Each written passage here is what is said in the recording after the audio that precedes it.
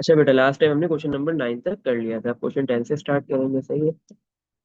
Question 10 में क्या बोला जा रहा है?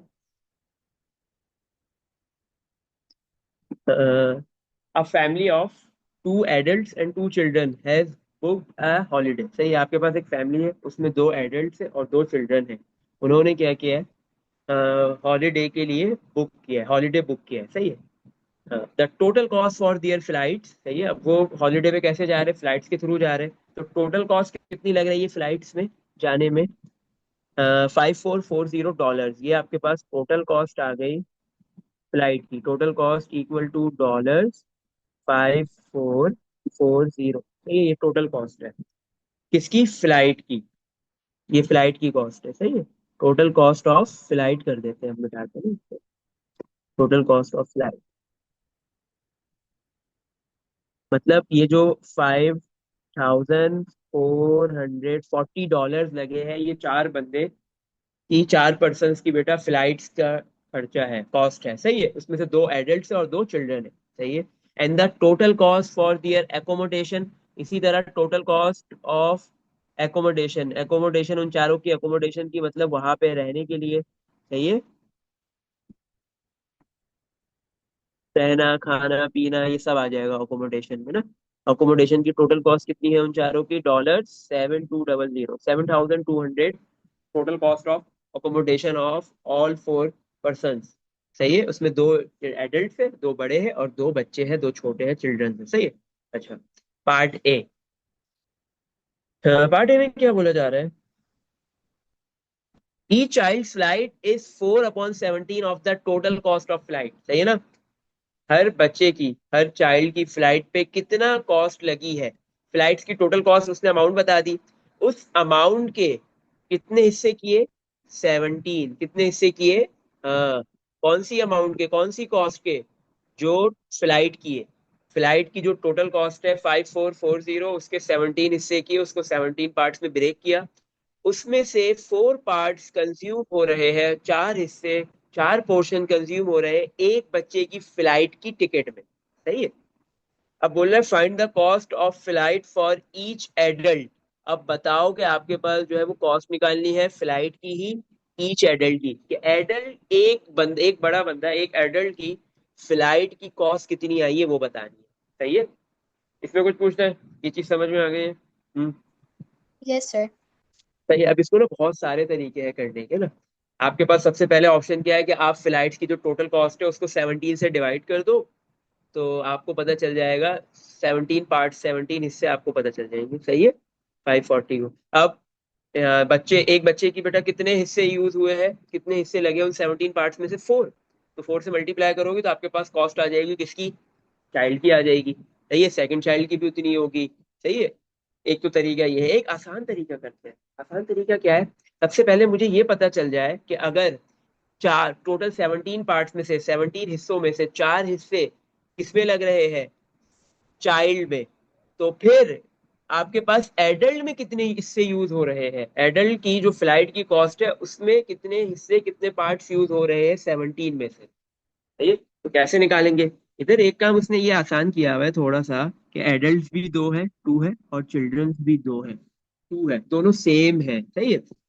एक चाइल्ड की फ्लाइट की टिकट पे बेटा 4 पार्ट्स लग रहे हैं, तो 2 पे कितने लगेंगे? 4 × 2 मीन्स 8, सही है। 17 हिस्सों में से, 17 पोर्शंस में से बेटा 8 पोर्शन जो है वो दोनों बच्चों की फ्लाइट की कॉस्ट है, सही है। तो अब एडल्ट्स की कितनी होगी? सिंपल, आप क्या करोगे? 17 में से 8 को माइनस कर दोगे। 17 टोटल हिस्से है ना फ्लाइट की कॉस्ट के, जिसमें से 8 लग गए एडल्ट्स पे। आपने क्या कर दिया? उसको माइनस कर दिया। जैसे ही आपने माइनस किया बेटा, आपके पास आ गया 17 - 8 = 9। इसका मतलब क्या है? कि 9 पोर्शन, 9 पार्ट्स जो है वो फ्लाइट की कॉस्ट में से दोनों एडल्ट्स पे लगे हैं, सही है। तो अब हमने क्या किया? 5440, this is the total cost of flight of all 4 person.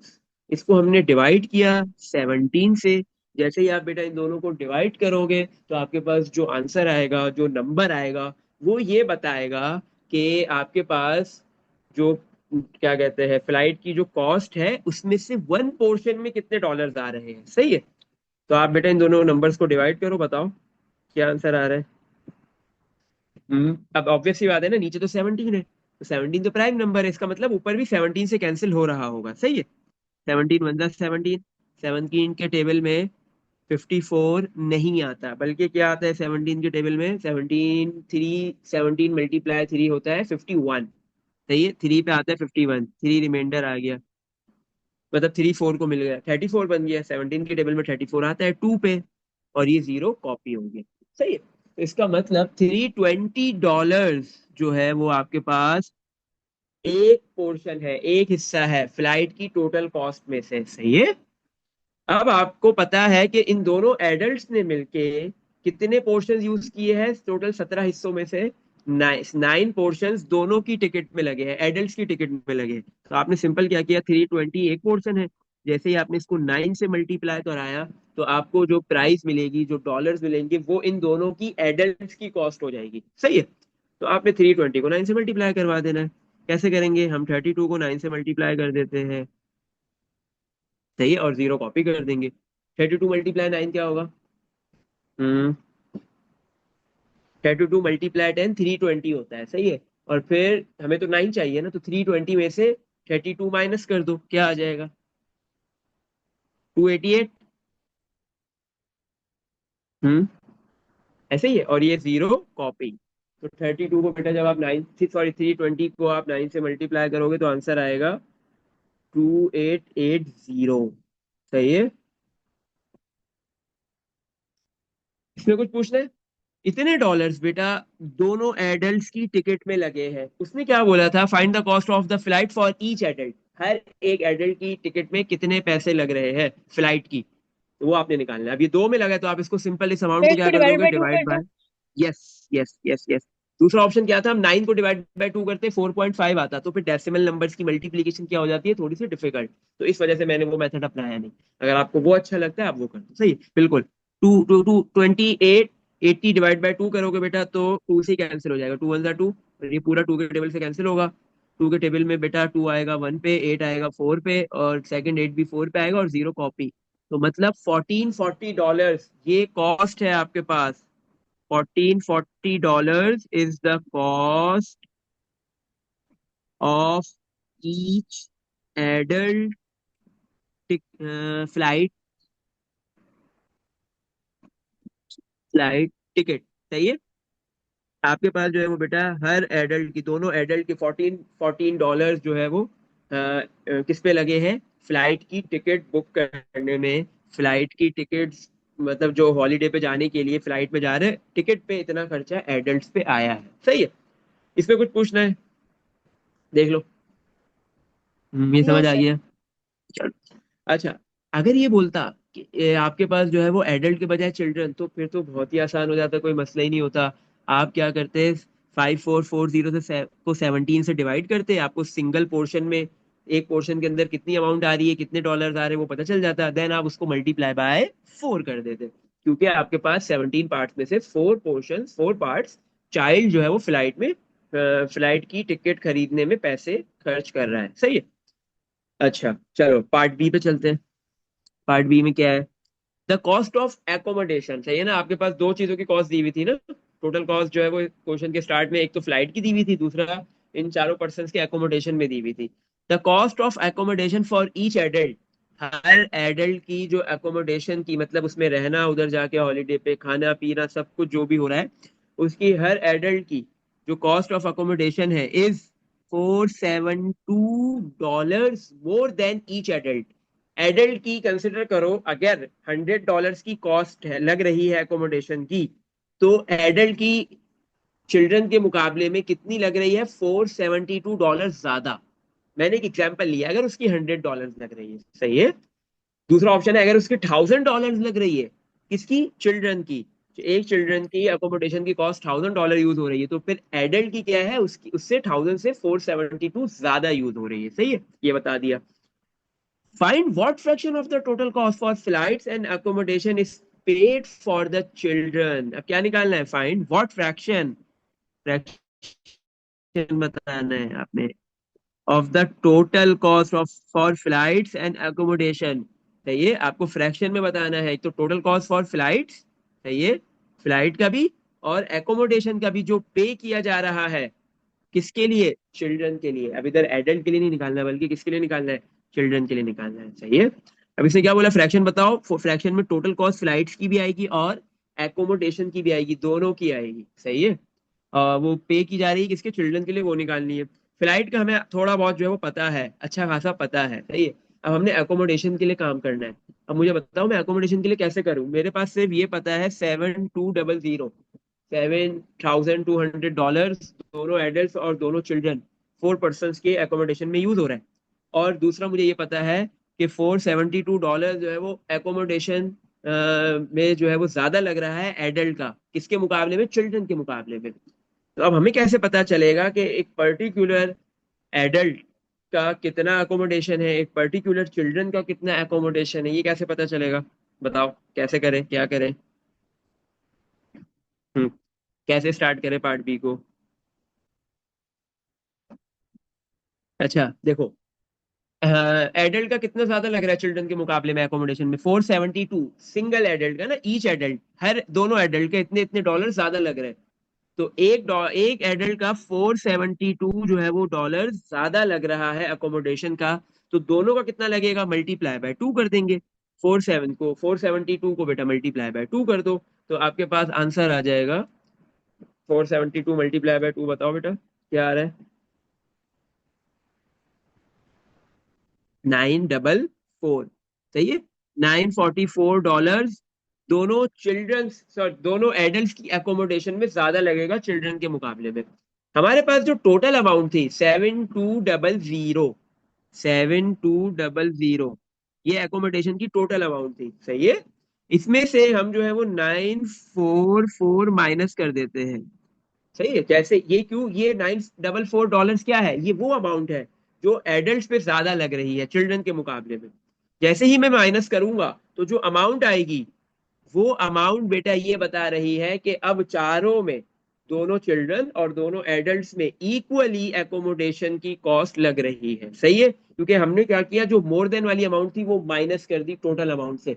जो रिमेनिंग अमाउंट होगी वो चारों के एकोमोडेशन में इक्वली डिस्ट्रीब्यूट हो जाएगी। तो 7200 में माइनस कर दो 944, तो बेटा आंसर आ गया 6256। सही है।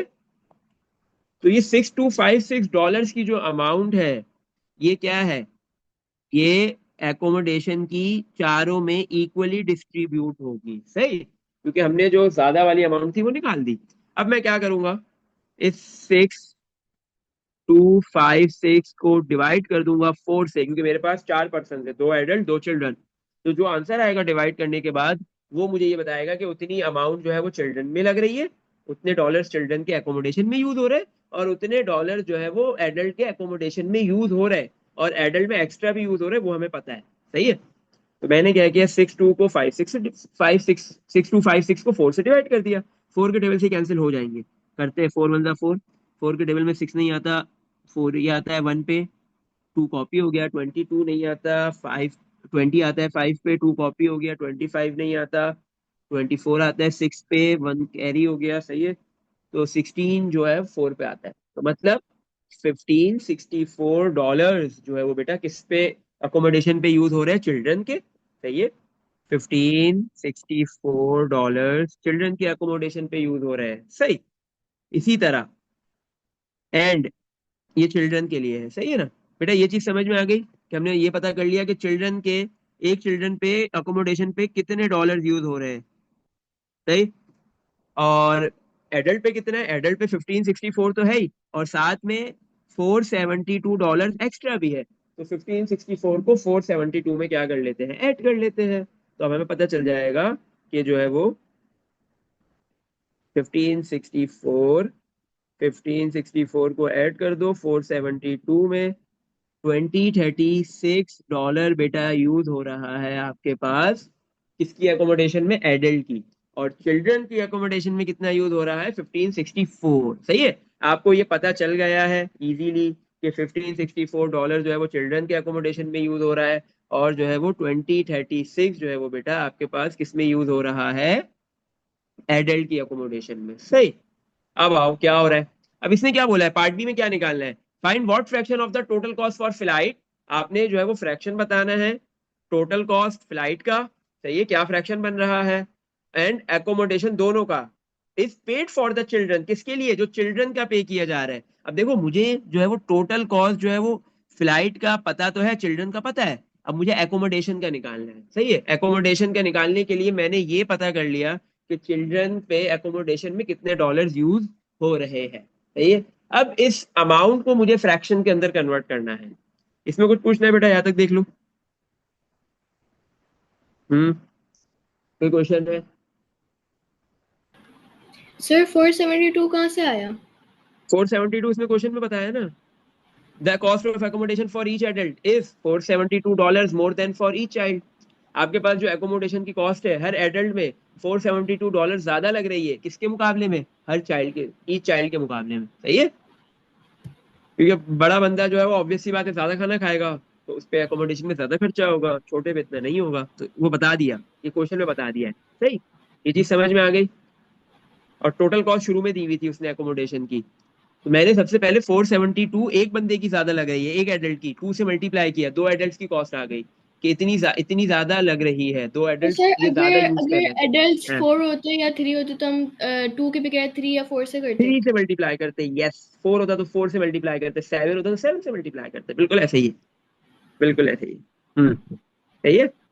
और फिर जैसा कंसिडर करो कि हमारे पास जो मल्टीप्लाई करते हैं और फिर इसको टोटल अमाउंट से माइनस करते हैं, फिर जो अमाउंट आती है ना, कंसिडर करो आपके पास 7 एडल्ट होते हैं, चिल्ड्रन 2 ही होते हैं। सही है। तो फिर आप जो है वो माइनस करने के बाद जो अमाउंट आती है, अब उसको डिवाइड बाय 4 नहीं करते, क्योंकि हमारे पास यहाँ पे टोटल पर्सन एडल्ट और चिल्ड्रन को मिला के 4 थे, वहां पे कितने होते हैं, 7 एडल्ट 2 चिल्ड्रन 9, तो फिर हम डिवाइड बाय 9 करते हैं। तो वो जो अमाउंट आती वो हर एक एडल्ट पे भी लग रही है, हर एक चिल्ड्रन पे भी लग रही है। एडल्ट पे उससे ऊपर अमाउंट लग रही है, वो 472 है, हम उस अमाउंट में 472 को ऐड कर देते, तो एडल्ट की भी कॉस्ट पता चल जाती। इसमें कुछ सर पूछना है ये बेटा? जो 7,200 है वो क्या है? ये टोटल अमाउंट है, देखो 7,200 टोटल कॉस्ट फॉर फ्लाइट बता दी, and the total cost for their accommodation, in चारों पर्सन की, ये फैमिली की टोटल अकोमोडेशन। फैमिली में कितने बंदे जा रहे हैं हॉलीडे पे, 4 बंदे, जिसमें से 2 बड़े हैं 4 छोटे हैं, 2 एडल्ट 2 चिल्ड्रंस, उन चारों की टोटल कॉस्ट है एकोमोडेशन की $7200। सही है, सही है बेटा। Yes sir. चलो, अब क्या करेंगे, अब हमें तो इसने बोला है फ्रैक्शन बताओ, अब फ्रैक्शन कैसे निकालेंगे। अब मेरे पास जो है वो 1564 और 2036 दोनों की कॉस्ट पता चल गई, चिल्ड्रन की भी एडल्ट की भी, एडल्ट लिख दे देते, एडल्ट। सही है। अब मैं क्या करूंगा, इन दोनों को डिवाइड करता हूँ, सिंप्लीफाई करता हूँ, मुझे पता चल जाएगा पोर्शंस कितने हैं। सही है। मैंने ऊपर लिख दिया 1564 और डिनोमिनेटर में मैंने लिख दिया 2036, ये इसका उल्टा लिख लो, 2036 को ऊपर रख लो, 1564 को नीचे रख लो, इससे कोई फर्क नहीं पड़ेगा। सही है। अब मुझे ये सोचना है कि ये दोनों कौन से टेबल से कैंसिल हो जाएंगे, कौन 2 से बड़े नंबर से कैंसिल होंगे, 2 से होंगे, लेकिन बड़े से बड़ा सोचना है, क्योंकि 4 से 2 भी से हो कैंसिल सकता कितनी होता है, 8 से हो रहे, है। 8 से 4 भी से, हो रहा है। 8 के 8 से हो अंदर रहा भी है तो बस, 30, 8 के अंदर 36 भी आता है, 64 भी आता है। लेकिन 10 के। एक मिनट, हाँ हाँ, चलो करते 8 से करते, 15 नहीं होगा 8 में, फिर 8 में क्या आता है, 1 पे 8 आता है ना, ऐसे ही। Yes sir. तो और फिर 7 बचेगा, 76, 76 आता है 8 में, नहीं, 8 में आता है 72, नहीं 8 से नहीं होगा, 7, एक मिनट, 76 नहीं, 72 आता है ना 8 में, हाँ। फिर 4 बचेगा, 8 में 44 नहीं आता है, 8 से नहीं होगा ये, 4 से करते हैं चलो। 4 से करो, 15 नहीं आएगा, 12 आएगा 3 पे, 3 कैरी हो गया, 36 आता है 4 पे, यस 9 पे, और फिर 4 आता है, यस, कहाँ पे आता है, सर उसने तो 1 हमें पे। नहीं बोला सिंपलीफाई करो, तो हम क्यों कर रहे हैं? ऐसे ही लिख देते हैं। ठीक है, देखो हमने नहीं, उसने तो ये निकाल, उसने अभी हमें आगे करना क्या है, उसने ये बोला है बेटा मुझे ये बताओ, फ्रैक्शन बताना है टोटल कॉस्ट फ्लाइट और एकोमोडेशन का, जो चिल्ड्रन के लिए पे की जा रही है। तो अभी मेरे पास फ्लाइट का क्या कहते हैं वो, मुझे पार्ट ए के अंदर फ्लाइट का फ्रैक्शन गिवन दिया हुआ, लेकिन एकोमोडेशन का फ्रैक्शन नहीं है, तो मुझे एकोमोडेशन का फ्रैक्शन निकालना है। सही है, इसलिए मैं इसको डिवाइड कर रहा हूँ। सही है बेटा, इसको मैं इसलिए डिवाइड करके सिंप्लीफाई कर रहा हूँ ताकि फ्रैक्शन बने, मुझे फ्रैक्शन चाहिए एकोमोडेशन का। तो सर सही ये 1564 ओवर 2036 फ्रैक्शन ही तो है। है। क्या ये ये 1560। 1564 एक चिल्ड्रन के अमाउंट है, एकोमोडेशन की कॉस्ट है।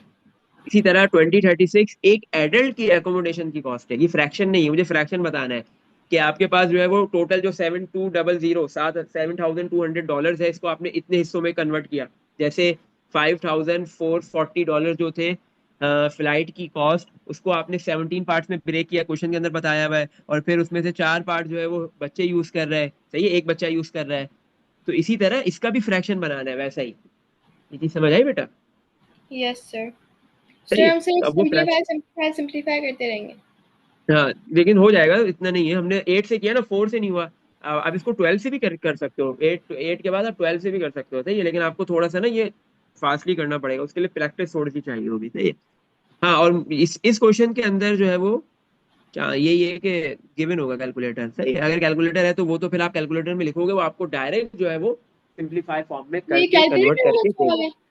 हाँ, लेकिन मैं चाह रहा हूँ कि आप विदाउट यूजिंग कैलकुलेटर ही करो, सही है। उससे होगा क्या, आप जो है वो जितना ज्यादा विदाउट यूजिंग कैलकुलेटर करती जाओगी ना, तो फिर जो P2 का पेपर है आपका वो बहुत तगड़ा हो जाएगा, बहुत बेहतरीन हो जाएगा। विदाउट यूजिंग कैलकुलेटर आपको मसला नहीं होगा, सही है। तो मेरी कोशिश ये है कि बेटा जितनी भी कैलकुलेशन है जिसमें हमारे पास विदाउट यूजिंग कैलकुलेटर पॉसिबल होगी, मतलब वो मल्टीप्लीकेशन डेसिमल की हो, डिवीजन डेसिमल की हो, या एडिशन सब्ट्रैक्शन हो, नॉर्मल नंबर्स की हो, वो विदाउट यूजिंग कैलकुलेटर करें।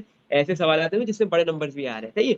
होगा क्या, अभी शुरुआत में थोड़ा टाइम ज्यादा लगेगा, लेकिन आहिस्ता आहिस्ता प्रैक्टिस होते होते एंड तक जो है वो ट्रैक पे हम आ जाएंगे, सही है। कैलकुलेटर वहां पे यूज करेंगे जहां पे, अब ऑब्वियस सी बात है कि कोई ना कोई ट्रिग्नोमेट्रिक फंक्शन, ट्रिग्नोमेट्री आ गई है, या कोई आपके पास जो रूट स्क्वायर रूट का नंबर आ गया, बड़ा नंबर, मुश्किल नंबर, तो फिर वहां पे हम कैलकुलेटर नॉर्मली यूज कर रहे हो, सही है। सर कैलकुलेटर के अंदर फ्रैक्शन लिखते कैसे हैं? कैलकुलेटर में बेटा आपके पास जो है वो एक की होती है, एक मिनट में आपको बताता हूँ कौन सी रॉम में होती है।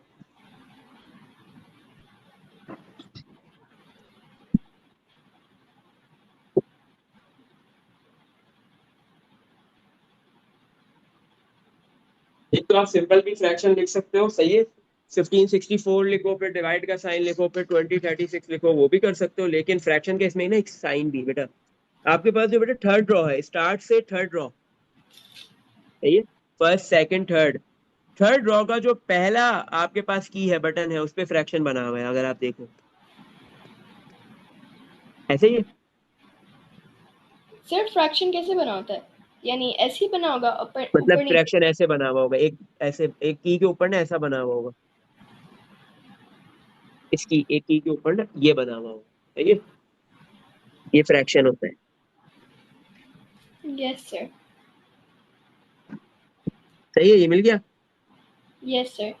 तो आप जो है वो इसमें, हाँ, इसमें आप कभी भी फ्रैक्शन जो है वो मल्टीप्लाई करवाना हो, तो फ्रैक्शन, डिवाइड, प्लस, माइनस, जो भी आप इसमें लिखोगे वो इजीली सिंप्लीफाई होकर आपको आंसर दे देगा, चाहिए। चलो यस बेटा, सर। चलो।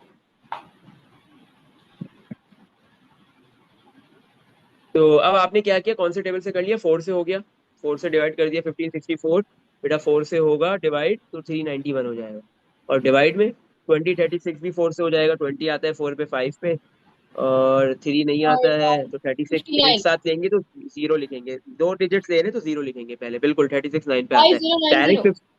हाँ, 50, बस 509 एंड में क्यों जीरो लगाएंगे। अब देखो मैंने क्या किया है, 3 नहीं आया ना 4 के टेबल में, तो मैंने दो डिजिट एक साथ ले लिए, 3 और 6, तो पहले एक जीरो लगाऊंगा, सही है। शुरू में भी आप बोलोगे कि सर आपने शुरू में 2 को देखा, 2 नहीं आया 4 के टेबल में, तो आपने सर दो उसकी डिजिट एक वैल्यू साथ ले होगी। लिए, तो शुरू में जीरो लगा दो, बट उसकी कोई वैल्यू नहीं है, सही है। लेकिन मिड में जीरो लगाना बहुत जरूरी है, वरना 59 लिख दोगे, गलत हो जाएगा, सही है। तो अच्छा, तो आपको क्या पता चल गया बेटा, आपके पास जो है वो 391 पोर्शन, अब इन दोनों को अगर आप कैंसिल करोगे ना बेटा, नहीं होंगे 391, तो शायद आई थिंक जो है वो होगा प्राइम नंबर होगा 391। ये दोनों सेम टेबल में भी नहीं आएंगे, और ये दोनों प्राइम नंबर है, दोनों में से कोई एक प्राइम नंबर है, सही है। अच्छा, यस तो सर। अब क्या पता चला आपको कि आपके पास जो चिल्ड्रन के पोर्शंस कितने हैं, 391, और एडल्ट्स के पोर्शंस कितने हैं, 509, ऐसे ही है ना। ये आपको पता चल गए, तो टोटल पोर्शंस कितने हैं ये आपको पता करना है, तो सिंपल आप क्या करो, इन दोनों के पोर्शंस को ऐड कर दो, 391 प्लस 509 कर दो, तो आपको टोटल नंबर ऑफ पोर्शंस पता चल जाएंगे, सही है। कितना हो गया 391 प्लस 509? 900, सॉरी, 100। 900, यस। तो आपने क्या किया है, जो आपके पास 7200 डॉलर्स एकोमोडेशन की कॉस्ट थी, उसके टोटल 900 हिस्से किए, 900 पोर्शन किए हैं, सही है। और एक चिल्ड्रन के पोर्शन में 391 यूज हो रहा है, 391 एक चिल्ड्रन पोर्शन यूज कर रहा है। नहीं, ये हमने कितने निकाले, ये भी अभी क्या है, तो ये टोटल हमें पोर्शंस मिले, नहीं ये 391 एक चिल्ड्रन का पोर्शन था, 509 एक एडल्ट का पोर्शन था, ऐसे ही है ना बेटा? Sir hmm. 900 multiply by 4। No, multiply by 4 क्यों? ठीक है। हमने अभी जो दोनों मल्टीप्लाई क्यों, हमने एक चिल्ड्रन और एक एडल्ट का तो पोर्शन को ऐड कर दिया, तो अब मल्टीप्लाई क्या करेंगे, 2, 4 नहीं, क्योंकि हमारे पास एक चिल्ड्रन और एक जो है एडल्ट है। अगर एक चिल्ड्रन एक एडल्ट के 900 पोर्शन है, तो दूसरे चिल्ड्रन और दूसरे एडल्ट के भी 900 पोर्शन ही होंगे, तो टोटल 1800 पोर्शन आपके पास है। आपने 1800 पोर्शन में ब्रेक किया, तोड़ा, सही है। इसमें कुछ पूछना यस। है बेटा? सही है। मल्टीप्लाई बाय 2 इसी को कर दो, हमने लिख दिया मल्टीप्लाई बाय 2, तो ये आ गया 1800। तो आपने क्या किया है, 1800 पोर्शंस के अंदर जो है वो अमाउंट को तोड़ा है। और 7200 को, उसमें से चिल्ड्रन के लिए 391 पोर्शन यूज हो रहे हैं अकोमोडेशन में, और जो है वो एक एडल्ट के लिए 509 यूज हो रहा है, सही है। अब हमें ये सारी चीजें पता चल गई है, कोई मसले की बात नहीं है। अब इसने क्या बोला है, find what fraction of the total cost of flight, flight की टोटल कॉस्ट का फ्रैक्शन बताओ बेटा। अच्छा बताओ क्या होगा। फ्लाइट का उसने दिया हुआ था ऊपर ही, 4/17 ईच चाइल्ड, एक चाइल्ड का है बेटा, सही है ना। इसने कहीं बोला है कि फ्रैक्शन में आपने एक चाइल्ड का बताना है, इसने क्या लिखा है, पेड फॉर द चिल्ड्रन, मतलब चिल्ड्रंस के लिए बताना है, दोनों चिल्ड्रंस के लिए बताना है, सिंगल चाइल्ड के लिए नहीं बताना, सही है। एक तो आपने जो है 8 वो ओवर फ्लाइट, 17। आपके पास जो है वो बेटा, सबसे पहले हम लिखेंगे किसका पोर्शन, फ्लाइट का। फ्लाइट के टोटल पोर्शन है 17, एक चाइल्ड 4 पोर्शन यूज कर रहे हैं, तो दो चाइल्ड कितने यूज करेंगे, 8, सही है बेटा। और जो है वो इसी तरह आपके पास जो है वो, आप उस पर आ जाते हैं अकोमोडेशन, अकोमोडेशन में के टोटल हिस्से कितने हैं, 1800, सही है। उसमें से बेटा आपके पास एक चाइल्ड कितना यूज कर रहा है, 391, तो दो चाइल्ड कितना करेंगे, हम्म 391 मल्टीप्लाई बाय 2। 2, सही है, 391 मल्टीप्लाई बाय 2 कर लो, तो हम इधर कर देते हैं 391 मल्टीप्लाई बाय 2, बेटा ये आपके पास हो जाएगा 6 नहीं 782, ऐसे ही है, 782, सही है, तो 782 आ जाएगा। ठीक। अब आपके पास क्या है,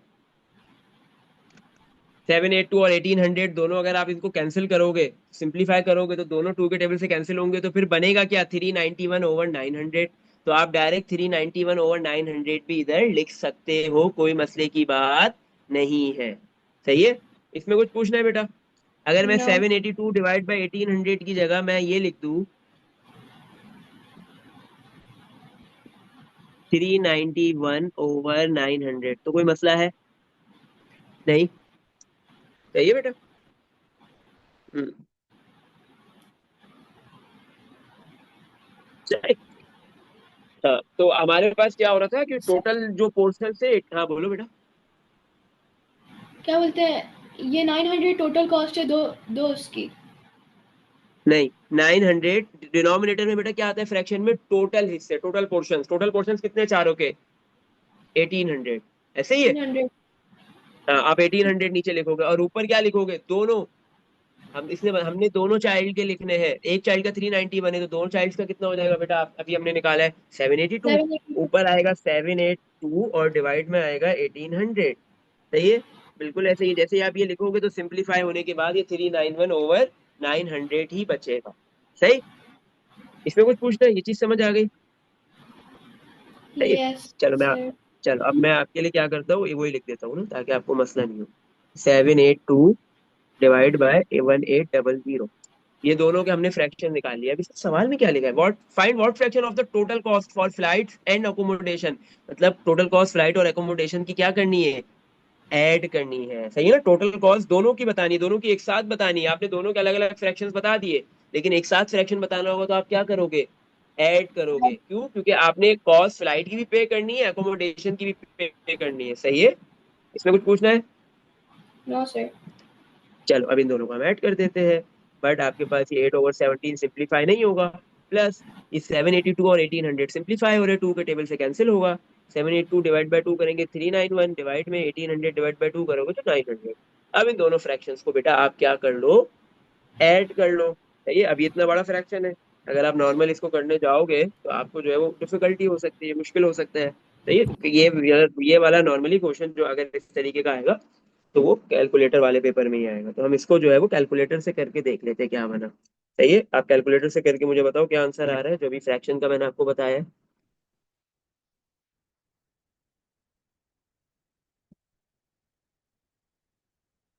हम्म। सर अभी मेरे पास कैलकुलेटर नहीं है। अच्छा चलो मैं कर लेता हूँ, कोई मसला नहीं है। वरना कैलकुलेटर से, विदाउट कैलकुलेटर तो आपको करने आता है, कोई मसले की बात नहीं है ना, वो तो आपको आता है। सही है। जैसे ही आप बेटा इन दोनों को ऐड करोगे तो आपके पास आंसर आ जाएगा। विदाउट कैलकुलेटर में बस 8 + 390 नहीं, आपको पहले डिनोमिनेटर सेम बनाना पड़ेगा है ना। हाँ, डिनोमिनेटर सेम बनाना, या फिर वैसे इतने बड़े नंबर्स मैंने क्या बोला, कैलकुलेटर में ही आते हैं, विदाउट कैलकुलेटर नहीं आते। और ये जो सवाल था ना, ये विदाउट कैलकुलेटर नहीं है, ये कैलकुलेटर वाला क्वेश्चन। सही है। हम्म, तो इस वजह से, वरना आप क्या करोगे, अगर आप, चलो अभी तो मैं आंसर लिख देता हूँ इसके बेटा। इनको दोनों को ऐड करने के बाद आंसर आ रहा है 13847, और डिवाइड में है 15300, 15300। बिल्कुल आप दोनों के डिनोमिनेटर सेम बना लो। सही। या मैंने दूसरा ऑप्शन क्या बताया था कि दोनों के डिनोमिनेटर डिफरेंट है, तो डिनोमिनेटर में 17 भी आएगा और 900 भी आएगा, और दोनों आपस में मल्टीप्लाई होंगे। और ऊपर क्या आएगा, क्रॉस मल्टीप्लाई करेंगे। 8 900 से मल्टीप्लाई होगा, 8 को 900 से मल्टीप्लाई करेंगे तो 7200 आ जाएगा, प्लस 391 को 17 से मल्टीप्लाई करेंगे। जब 391 को 17 से मल्टीप्लाई करेंगे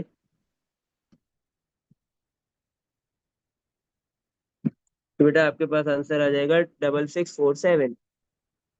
सही। और फिर आप जो बेटा इन दोनों को ऐड कर लोगे, 7200 प्लस 6647, तो आपके पास यही आ जाएगा 13847। और डिवाइड में 17 को जब 9 से मल्टीप्लाई करोगे तो 17 × 9 अगर मैं करूँ, 900 से मल्टीप्लाई करोगे, पहले मैं 17 को 9 से मल्टीप्लाई कर रहा हूँ तो होता है 153, और ये दो जीरो कॉपी। सही है।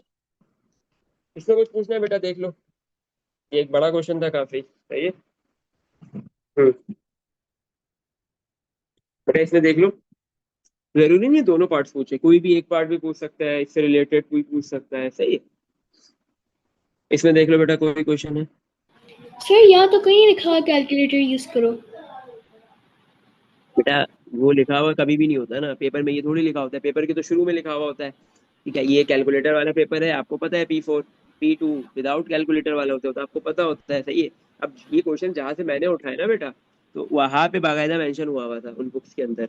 सही है। इस ओके। वजह से मैंने बोला। और नॉर्मली जो है वो जितनी बड़ी वैल्यूज होती है ना, तो वो विदाउट कैलकुलेटर में बहुत ज्यादा बड़ी वैल्यूज नहीं देता है। सही है। हम्म। अगर उसको फ्रैक्शन को आपको कैलकुलेटर में, विदाउट कैलकुलेटर में चेक करना हो तो ये जो टोटल कॉस्ट की वैल्यू थी छोटी ही देगा, बहुत बड़ी नहीं देगा। सही। इसमें कुछ पूछना है देख लो। No sir.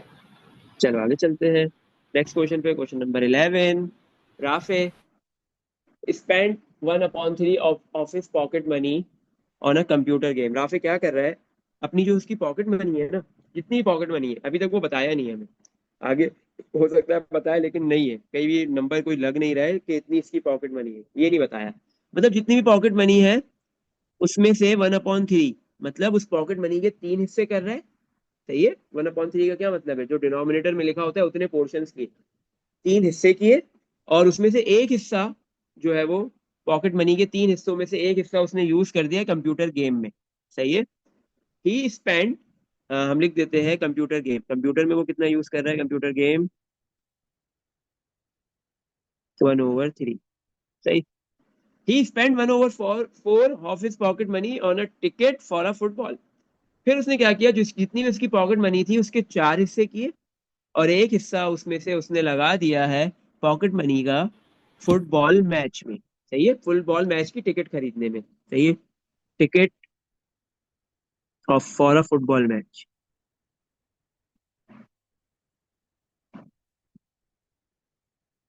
कितना, 1/4? सर लेकिन उसकी पॉकेट मनी तो हम्म। 3 हिस्सों में हुई थी, अब 4 हिस्सों में कैसे हो हाँ, गई? अब ये गुड बॉय, मुझे था कि ये क्वेश्चन आना चाहिए। देखो पहले क्या हुआ, कंसिडर करो। मुझे मिलती है, राफे में हूँ, सही है, मुझे मिली 900 पॉकेट मनी। मैं ऐसी वैल्यू ले रहा हूँ जिससे जो है वो इसको डिवाइड करना, मल्टीप्लाई करना थोड़ा सा आसान रहेगा। 900 पॉकेट मनी मिली, उसके मैंने तीन हिस्से किए। 900 को डिवाइड बाय 3 करूँ, बताओ कितना आएगा? एक पार्ट में कितने पैसे आएंगे? सर 300। 300, सही है। 300। अब एक पोर्शन में तीन हिस्से, 300 रुपीज आ गए। अब मैंने 300 रुपीज जो है वो मैंने क्या कहते हैं, कंप्यूटर गेम में कितना यूज किया है? वन पोर्शन, वन हिस्सा, वन पार्ट। तो 300 रुपये मैंने यूज कर लिए किस में? कंप्यूटर के गेम में, कंप्यूटर में जाके गेम खेल लिया, सही है। ये आपके पास जो है वो क्या कहते हैं, वो बने हुए होते हैं ना, गेमिंग जोन बने हुए होते हैं, वहां पे जाके मैंने 900 रुपीज में से 300 रुपीज मैंने कंप्यूटर के गेम में लगा दिए, सही है। अच्छा, अब मेरे पास 900 रुपीज तो नहीं रहे, अब मेरे पास कितने बचे? 300 खर्च हो गए कंप्यूटर गेम में। अब कितने हिस्से बचे टोटल? तीन हिस्सों में से दो हिस्से। दो हिस्से कितने बन रहे हैं? 600, ऐसे ही है। हम्म। सही है, ऐसे ही है बेटा। हम्म। यस आगे सर। का सही सही। अब वो 600 जो रुपीज बचे हैं, तो ऑब्वियस सी बात है, मैं उन अमाउंट जो मेरा रिमेनिंग है उसी में से ही मैं जो है वो फुटबॉल मैच की टिकट खरीद सकता हूँ। तो अब मैंने उस 600 रुपए के, 600 रुपीज के चार हिस्से किए, फोर पोर्शन किए। अब 600 को डिवाइड बाय फोर करोगे, 150 आ जाएगा। अब उसमें से एक हिस्सा मैंने फुटबॉल मैच की टिकट में लगा दिया, मतलब 150 रुपीज की मैंने टिकट खरीद ली, सही है। ये समझ में आ गया? हम्म। Yes sir. सही है। अब वो मुझसे पूछ रहा है कि बताओ, अब मेरे पास जो है वो कंप्यूटर गेम में पैसे लगाने के बाद और फुटबॉल मैच का टिकट खरीदने के बाद कितने पैसे बच रहे हैं? आप सिंपल क्या बोलोगे? 450 बच गए, खत्म हो गई बात, ऐसे ही है ना? यही हुआ ना? हम्म। Yes sir. सही। टोटल रुपीज कितने थे? नाइन टोटल हंड्रेड अमाउंट कितनी? और बचे कितने दोनों चीजों में लगाने के बाद, कंप्यूटर गेम में और फुटबॉल की टिकट का, मैच का टिकट खरीदने में? 450। मतलब 900 का हाफ बचा है, आधा बचा है। ये चीज समझ में आ गई आपको? ये यस। आपने एक पर्टिकुलर वैल्यू के साथ किया है। बट यहाँ पे इसने राफे की पॉकेट मनी का कोई आइडिया नहीं दिया हमें, सही है। इसने हमें ये बता दिया कि राफे की जो पॉकेट मनी थी उसने उसमें कंप्यूटर गेम में 1/3 यूज किया है, सही है। मतलब तीन हिस्से में से एक हिस्सा उसने कंप्यूटर गेम में लगा दिया। फिर जो अमाउंट बची उसके चार हिस्से किए, और पॉकेट मनी के उसके चार हिस्सों में से एक हिस्सा उसने फुटबॉल मैच की टिकट खरीदने में लगा दिया। अब बोल रहा है वर्कआउट, काम करो the fraction for his pocket money that he had left. तो बताओ कि इसके पास जो है वो कितनी अमाउंट पॉकेट मनी बच गई है, और वो किस में बतानी है? अमाउंट में नहीं, बल्कि फ्रैक्शन में, सही है। सर लेकिन अब उसने ये तो बताओ, हमें कोई अमाउंट बताई नहीं कितनी है उसके अमाउंट नहीं पास। दी, हाँ, उसने हमें अमाउंट नहीं दी ना, तो इसीलिए तो हमने तो अमाउंट अपनी मर्जी से 900 ऐड कर ली थी, या कुछ भी ऐड कर ली थी, तो कोई बात हमें नहीं, उसने अमाउंट नहीं दी। जब जब भी अमाउंट बेटा नहीं गिवन हो ना, तो आप क्या करोगी? फ्रैक्शन में अगर है, अगर फ्रैक्शन में कोई भी चीज होगी, तो आप उसकी एक्चुअल पॉकेट मनी या एक्चुअल अमाउंट कंसिडर करोगी वन, कितनी? वन, सही है। अगर फ्रैक्शन में होगा, क्या किस में होगा? फ्रैक्शन में, तो आपने वन लेनी है, सही है। और अगर परसेंटेज में होगा, तो फिर आप 100 लोगे। क्या लोगे बेटा? 100। ये चीज याद रखो, इससे काम बहुत आसान हो जाता है, सही है। क्यों? क्योंकि उसके पास जितनी इसमें मुझे पॉकेट ये नहीं मनी, समझा, वन लेना मतलब कहाँ से वन, वन? अच्छा मैं इसलिए, देखो, उसकी पॉकेट मनी जितनी भी है, हो सकता है 1000 रुपए, हो सकता है 10,000, हो सकता है 20,000, हो 1 लाख हो, तो ये जितनी भी राफे की पॉकेट मनी है, वो उसको जब पॉकेट मनी मिलेगी तो आप क्या बोलोगे उसको? कितने परसेंट पैसे मिले? 100% मिले हैं पॉकेट मनी, या 50% मिले, 75 मिले, क्या बोला जाएगा? 100% पॉकेट मनी उसको मिली है, ऐसे ही है ना? जितनी पॉकेट मनी उसकी थी उतनी ही उसको मिली है। चलो कंसिडर करते हैं फातिमा है, वो एक जगह जॉब कर रही है, उसकी सैलरी जो है वो 50,000 है, सही है फातिमा आपकी। आपको किसी मन जो है वो पूरी से, मतलब कि आपने कोई छुट्टी नहीं की, कुछ भी नहीं किया, आपको पूरी सैलरी मिली, तो आप क्या बोलोगी? मुझे जो सैलरी मिली 50,000, वो कितने परसेंट है? 100% है, या लेस देन 100 है? कितनी है? 100%। 100% है। तो इसी तरह राफे को भी जो पॉकेट मनी मिल रही है, वो जितनी भी डिसाइड हुई हुई है, वो अमाउंट हमें नहीं पता, वो उसको पता है, और जो दे रहा है उसको पता है। तो वो जितनी भी है वो हम बोलेंगे 100% है। कितनी है उसकी पॉकेट मनी? 100%, सही है। 100% में से बेटा अगर मैं परसेंट का साइन हटाना चाहता हूँ, तो मुझे क्या करना पड़ेगा? डिवाइड बाय, परसेंट का साइन हटाने के लिए क्या करते हैं? Divide by 100। जैसे डिवाइड बाय 100 को 100 से करेंगे, आंसर क्या आ जाएगा? वन। क्या आ जाएगा? वन, सही है। ये चीज समझ में आ गई बेटा, ये कि वन वाली अमाउंट, वन वाली वैल्यू कहाँ से आई है? सही है, इसमें देख लो कुछ पूछना है, ये कॉन्सेप्ट समझ आ गया? नो सर, यानी अगर हाँ, परसेंटेज में 100 से करेंगे और फिर उसके बाद फ्रैक्शन में बिल्कुल। 1। अगर परसेंटेज में हमें गिवन होता है ना कि इसने कंप्यूटर गेम में इतने परसेंटेज परसेंटेज जो है वो अपना पॉकेट मनी यूज की या टिकट में इतने परसेंट की, तो फिर हम 100% 100 वैल्यू लेते, सही है, 100% लेते। और जब वो फ्रैक्शन में देगा तो हम वन लेंगे। सही है, देख लो ये चीज समझ आ गई। 1 लेंगे। वन लेंगे बिल्कुल, क्योंकि फ्रैक्शन क्या है, फ्रैक्शन 1/3 1/4 ये वन से छोटे हैं। तो हमने टोटल अमाउंट कितनी लेट करनी है जो उसको मिल रही है पॉकेट मनी की सूरत में, वो हमने वन लेट करनी है। सही है। हम्म। Yes sir. अगर वो बोले कि ये राफे को पॉकेट मनी मिल रही है 4 टाइम्स, कितनी, 4 टाइम्स, तो फिर आप क्या बोलोगी? एक्चुअल तो उसकी पॉकेट मनी वन थी, बट वो वन किससे मल्टीप्लाई हो जाएगा, 4 से। सही है। अब वन नहीं लेंगे, बल्कि 4 × 1 क्या लेंगे, 4 लेंगे। सही। अगर बोल दिया जाए कि राफे को पॉकेट मनी ट्वाइस मिल रही है, ट्वाइस का मतलब होता है डबल, 2 टाइम्स, तो वन को किससे मल्टीप्लाई कर देंगे, 2 से। अगर थ्राइस बोल दे, थ्राइस का मतलब होता है 3 टाइम्स, तो वन को किससे मल्टीप्लाई कर देंगे, 3 से। सही है। तो फिर पॉकेट मनी की वैल्यू 1 2 3 4 हो जाएगी इस तरीके से। इसमें कुछ पूछना है? हम्म। देख लो। No sir. चलो, अब देखो, हमें ये बताना है कि राफे ने जो है वो कितनी अमाउंट अपने पास सेव कर ली, बचा ली। सही है। हमें ये बात पता है कि उसने कंप्यूटर गेम और फुटबॉल मैच का टिकट खरीदने में पैसे यूज किए हैं। 1/3 इसने यूज किए कंप्यूटर गेम में, और 1/4 जो है वो इसने यूज किए हैं फुटबॉल मैच में। तो मैं इन दोनों वैल्यूज को बेटा क्या करूं, ऐड करूं, सब्ट्रैक्ट करूं, मल्टीप्लाई करूं, डिवाइड करूं, क्योंकि दो जगह उसने अपनी जो है वो पॉकेट मनी खर्च की है। तो इन दोनों वैल्यूज को हम क्या करेंगे, ऐड सब्ट्रैक्ट मल्टीप्लाई डिवाइड क्या करेंगे बेटा? हम्म। Sir add. ऐड, क्योंकि ये दोनों अमाउंट जो है वो क्या है, कॉस्ट है, ये कॉस्ट बियर कर रहा था, खर्च कर रहा था, बिल्कुल, तो हमने इसको कर दिया ऐड। सही है। तो बेटा दोनों के डिनोमिनेटर्स डिफरेंट है, सेम बना दो। 3 को 4 बनाना है तो मल्टीप्लाई बाय 4, और 4 को, सॉरी, 3 और 4, ना 3 4 बन सकता है, ना 4 3 बन सकता है। तो क्या बनाएंगे, इन दोनों का एलसीएम क्या होगा 3 और 4 का? 1। 12। 12 हो जाएगा, सही है, 12 बना देंगे, दोनों के डिनोमिनेटर्स को सेम डिनोमिनेटर बना देंगे। तो आपके पास 3 12 बनने के लिए 4 से मल्टीप्लाई होगा, और 4 मल्टीप्लाई होगा 3 से। सही है। इसी तरह ऊपर जो है वो वन किससे मल्टीप्लाई होगा, वन मल्टी, अच्छा, ये 3 के ऊपर वाला वन 4 से मल्टीप्लाई होगा, और 4 के ऊपर वाला वन जो है वो 3 से मल्टीप्लाई होगा, और बीच में प्लस। सही है। तो ये हो गया आपके पास 1 × 4 4, डिवाइड में 3 × 4 12, प्लस 1 × 3 3, डिवाइड में 12। सही है। तो ये क्या हो गया, 4 + 3 7, और डिवाइड में क्या आ गया, 12 आ गया। सही है। 7/12। तो सर आंसर 7/12 आ जाएगा। नहीं, 7/12 आ रहा हूँ, बता रहा हूँ, ये हो गया 7 ओवर, सॉरी, 4/12 प्लस 3/12। सही। एक मरतबा लिखेंगे 12 को, ऊपर आ जाएगा 4 + 3, ऐसे ही होता है ना। तो हमारे पास बेटा इसका आंसर आ गया 7/12। ये 7/12 जो ये फ्रैक्शन आया है, ये वो फ्रैक्शन है जो राफे ने स्पेंड कर दिया है, खर्च कर दिया है। लेकिन हमें क्या बताना है कि इसके पास बचा कितना है। ये चीज समझ आ गई? सही है ना। दो चीजों में उसने अपने मनी को, पॉकेट मनी को स्पेंड किया था, हमने उन दोनों को ऐड करके ये पता कर लिया कि टोटल अमाउंट उसने कितनी स्पेंड की अपने पॉकेट मनी की। अब ये बताएंगे कि उसकी बची कितनी है। अच्छा, टोटल अमाउंट है कितनी इसकी, कोई वैल्यू नहीं गिवन, तो क्या लेंगे, कोई वैल्यू गिवन नहीं है तो क्या लेंगे? हम्म। 1। वन, सही है। वन ये इसकी टोटल अमाउंट है। 7/12 ये वाली कौन सी अमाउंट है जो उसने खर्च कर दी? तो अब मुझे ये बताना है कि वन में से 7/12 अगर खर्च हो गई तो बाकी कितनी बची, तो मैं इन दोनों को ऐड करूंगा, subtract multiply divide. Multiply minus. है, माइनस। सही है ना, मेरे पास जो है वो अगर 100 रुपए है, उसमें से मैंने 40 खर्च कर दिए, तो मैं 100 में 40 माइनस कर दूंगा, मुझे पता चल जाएगा रिमेनिंग अमाउंट 60। सही है। तो अब इधर क्या करते हैं, इन दोनों के डिनोमिनेटर सेम बना देते हैं, वन का डिनोमिनेटर वन ही है, तो दोनों का 1 और 12 का एलसीएम 12 भी आ जाएगा, ऐसे ही है ना। दोनों का डिनोमिनेटर 12 बना देते हैं।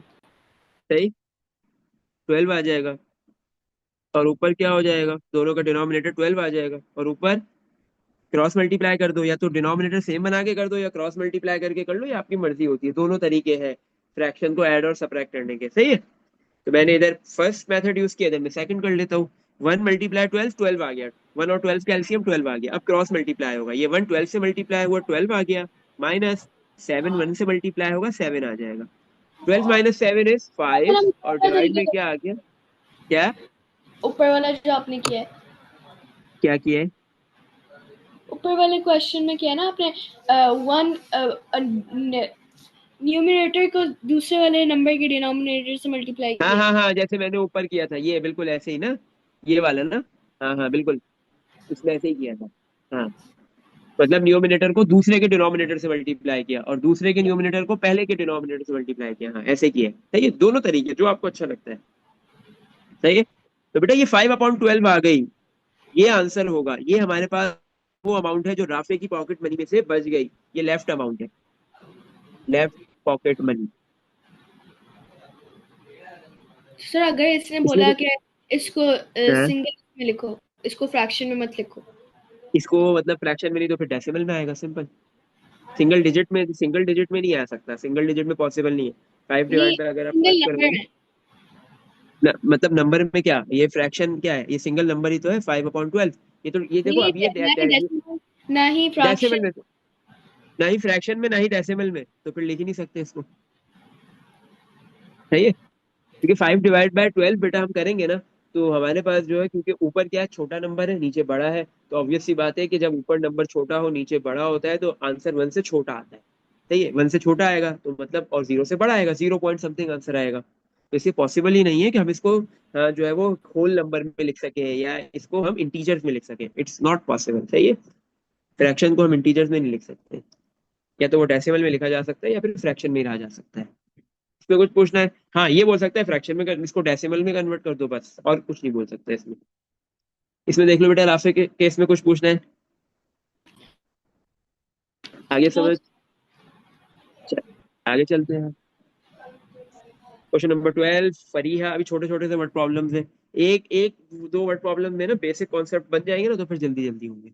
क्या बोला जा रहा है भाई? फरीहा है, उसने पे किया है, इस पेड यूरो, ये यूरो का साइन होता है। सही है, डिफरेंट करेंसीज है, डॉलर, यूरो, पाउंड। सही है, चाइना की यूरो करेंसी आ जाएगी। क्या हुआ? यूरो यूरोप में यूज होता है ना। यूरो, यूरो जो है वो यूरोप में पूरे यूरोप में नहीं होता है, जर्मनी में होता है, कुछ कंट्रीज में होता है यूरोप के। जर्मनी में होता है, डेनमार्क में नहीं होता है, इसी तरह कुछ कंट्रीज में होता है, कुछ में नहीं होता है। ऐसे है। और यूके में शायद पाउंड यूज होता है मेरे ख्याल में। हम्म। उससे नॉर्मली ज्यादातर कंट्रीज में ना वही चल रहा होता है, डॉलर ही चल रहा होता है यूरोप के ना, मतलब 50-50 कंसिडर कर लो, 50 कंट्रीज में डॉलर ही चल रहा होता है। यूएसए में दोनों साइड पे, नॉर्थ और साउथ, दोनों रीजन्स में, और कनाडा के अंदर, ऑस्ट्रेलिया के अंदर, और ये क्या कहते हैं अपना यूरोपियन कंट्रीज के अंदर आधे में यूएस डॉलर चलता है। सही है, हाँ, लेकिन कनाडा के उसमें, ऑस्ट्रेलिया में ऑस्ट्रेलियन डॉलर चलता है। सही है, और कनाडा के अंदर कैनेडियन डॉलर चलता है, थोड़ा सा फर्क होता है उसमें, थोड़ा सा सस्ते होते हैं ये यूएस डॉलर से। सही है। अच्छा, फरीहा, फरीहा है, इस पेड, उसने अमाउंट पे की है, कितने यूरोस? 11,400 यूरोस आ ईयर, एक साल में, पर ईयर, मतलब उसने एक साल के लिए इतनी अमाउंट पे की है, इस पेड। सही है, मतलब फरीहा को मिली है इतनी अमाउंट, इस पेड। सही है। हम्म, नहीं नहीं, पेड शी टेक्स होम, हाँ सही है, इसको इतनी अमाउंट मिली है, फरीहा ने कहीं ना कहीं काम किया, जॉब की है, उसको पूरे साल के अंदर 11,400 यूरोज मिले। शी टेक्स होम, अब ऑब्वियस सी बात है कि बंदा जो है वो घर में रहेगा, घर में उसने कितना खर्चा दे दिया, मतलब घर में रहोगे तो उसका रेंट देना पड़ेगा, तो रेंट में उसने कितनी अमाउंट लगा दी? 4/5 ऑफ हर पे, मतलब ये जो टोटल पे मिली है उसमें से 5 हिस्से किए उसको, और 4 हिस्से उसने दे दिए कहाँ पे? रेंट की सूरत में। How much does Fariha take home each year? तो बताओ कि फरीहा हर साल जो है वो कितने यूरोस घर के लिए रेंट के तौर पे कर रही है। सही है। हम्म, होम का रेशो गिवन दे दिया, और फरीहा जितने पैसे सर कमा रही है। रेंट कहाँ पे करती क्या है? हुआ? क्या? इसने तो ये बोला कि घर कितने हर साल अपने घर कितने पैसे लेके जाएगी? How much does Fariha take home each year? हाँ मतलब इतने पे करेगी घर के लिए, फिर जो बच जाएंगे वो बाकी वो लेके चली जाएगी। सही है, ऐसे ही है बिल्कुल। सही है। तो सबसे पहले आपको ये पता करना पड़ेगा कि वो होम के लिए कितने पे कर रही है। सही है, उसने रेशो बताया है, अमाउंट नहीं बताई। वो अमाउंट निकालोगे, उसको टोटल में से माइनस कर दोगे, तो सिंपल आपको पता चल जाएगा उसके पास बचे कितने हैं बाकी एक्सपेंसेस के लिए। सही तो सर 11,400 इसकी है। सैलरी पर हाँ, ईयर। पूरे साल की फरीहा की। सही है, फिर क्या करूं? इसके कितने हिस्से किए उसने? अब 4 हिस्से किए आउट ऑफ 5।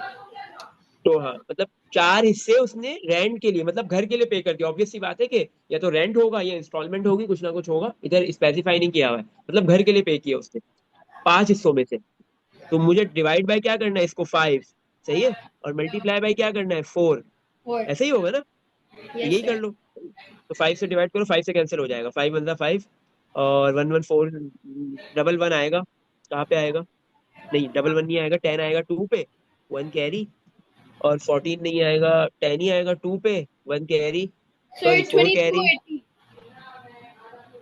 2280 मल्टीप्लाई बाय 4, बिल्कुल ऐसे ही है। सही है। अब मल्टीप्लाई दोनों को कर लो, मल्टीप्लाई करो, बताओ। सर देख रहे हो 9,120। क्या हुआ? 9120। यस। सही है। 9120 यूरो जो है वो उसने पूरे साल में जो कमाए हैं उसमें से 9120 यूरो उसने घर के लिए पे कर दिए। अब वो जो भी था उसका घर के लिए ना। तो यार ये बनता क्यों नहीं है यूरो? सर बाकी जो बाकी यानी नाइन हाँ। Thousand one hundred and twenty minus eleven hmm. Thousand और हाँ, बोला बोला सही है, लेकिन उल्टा बोला है, कोई बात नहीं। 1140 टोटल अमाउंट में से ये जो पे कर दिए, जो उसने घर के लिए दे दिए, माइनस कर देंगे तो जो अमाउंट आएगी, जो यूरोज आएंगे, वो बच गए फरीहा के पास। अब फरीहा उसको खर्च करे, जो भी करे उसकी मर्जी है। बताओ कितने बच रहे? सर 2280। 2280। तो मतलब जो है वो घर के लिए पे करने के बाद फरीहा ने पूरे साल के अंदर 2280 यूरोज बचाए हैं। सही है। इसमें कुछ पूछना है? नो देख सर। लो। चल, नेक्स्ट आगे चलते हैं। स्कूल, एक स्कूल है जिसके अंदर बेटा आपके पास कितने पपिल्स है, सर कितने ऊपर वाला स्टूडेंट्स है, कितने क्वेश्चन जो था ये हम्म? कैलकुलेटर के साथ था। क्या? ऊपर वाला क्वेश्चन कैलकुलेटर के साथ था कि नहीं? नहीं नहीं नहीं नहीं, ये वाला कैलकुलेटर के बगैर था, क्योंकि इसमें लाइक कैलकुलेशन जो है वो देखो मैं एक चीज आपको बेटा समझाता हूँ। देखो कैलकुलेटर आपको खुद ऐसा ऐसा समझ में आएगा कौन सा क्वेश्चन कैलकुलेटर के साथ होगा, कौन सा नहीं होगा। देखो, पहली चीज कि जब हमने इसको 11400 डिवाइड बाय 5 मल्टीप्लाई बाय 4 किया, हमने डिवाइड किया, आंसर डेसिमल में आया है या फिर इंटीजर में आया है, ये नेचुरल इंटीजर। नंबर में आया है? इंटीजर नेचुरल नंबर में आ गया ना, ऐसे ही है।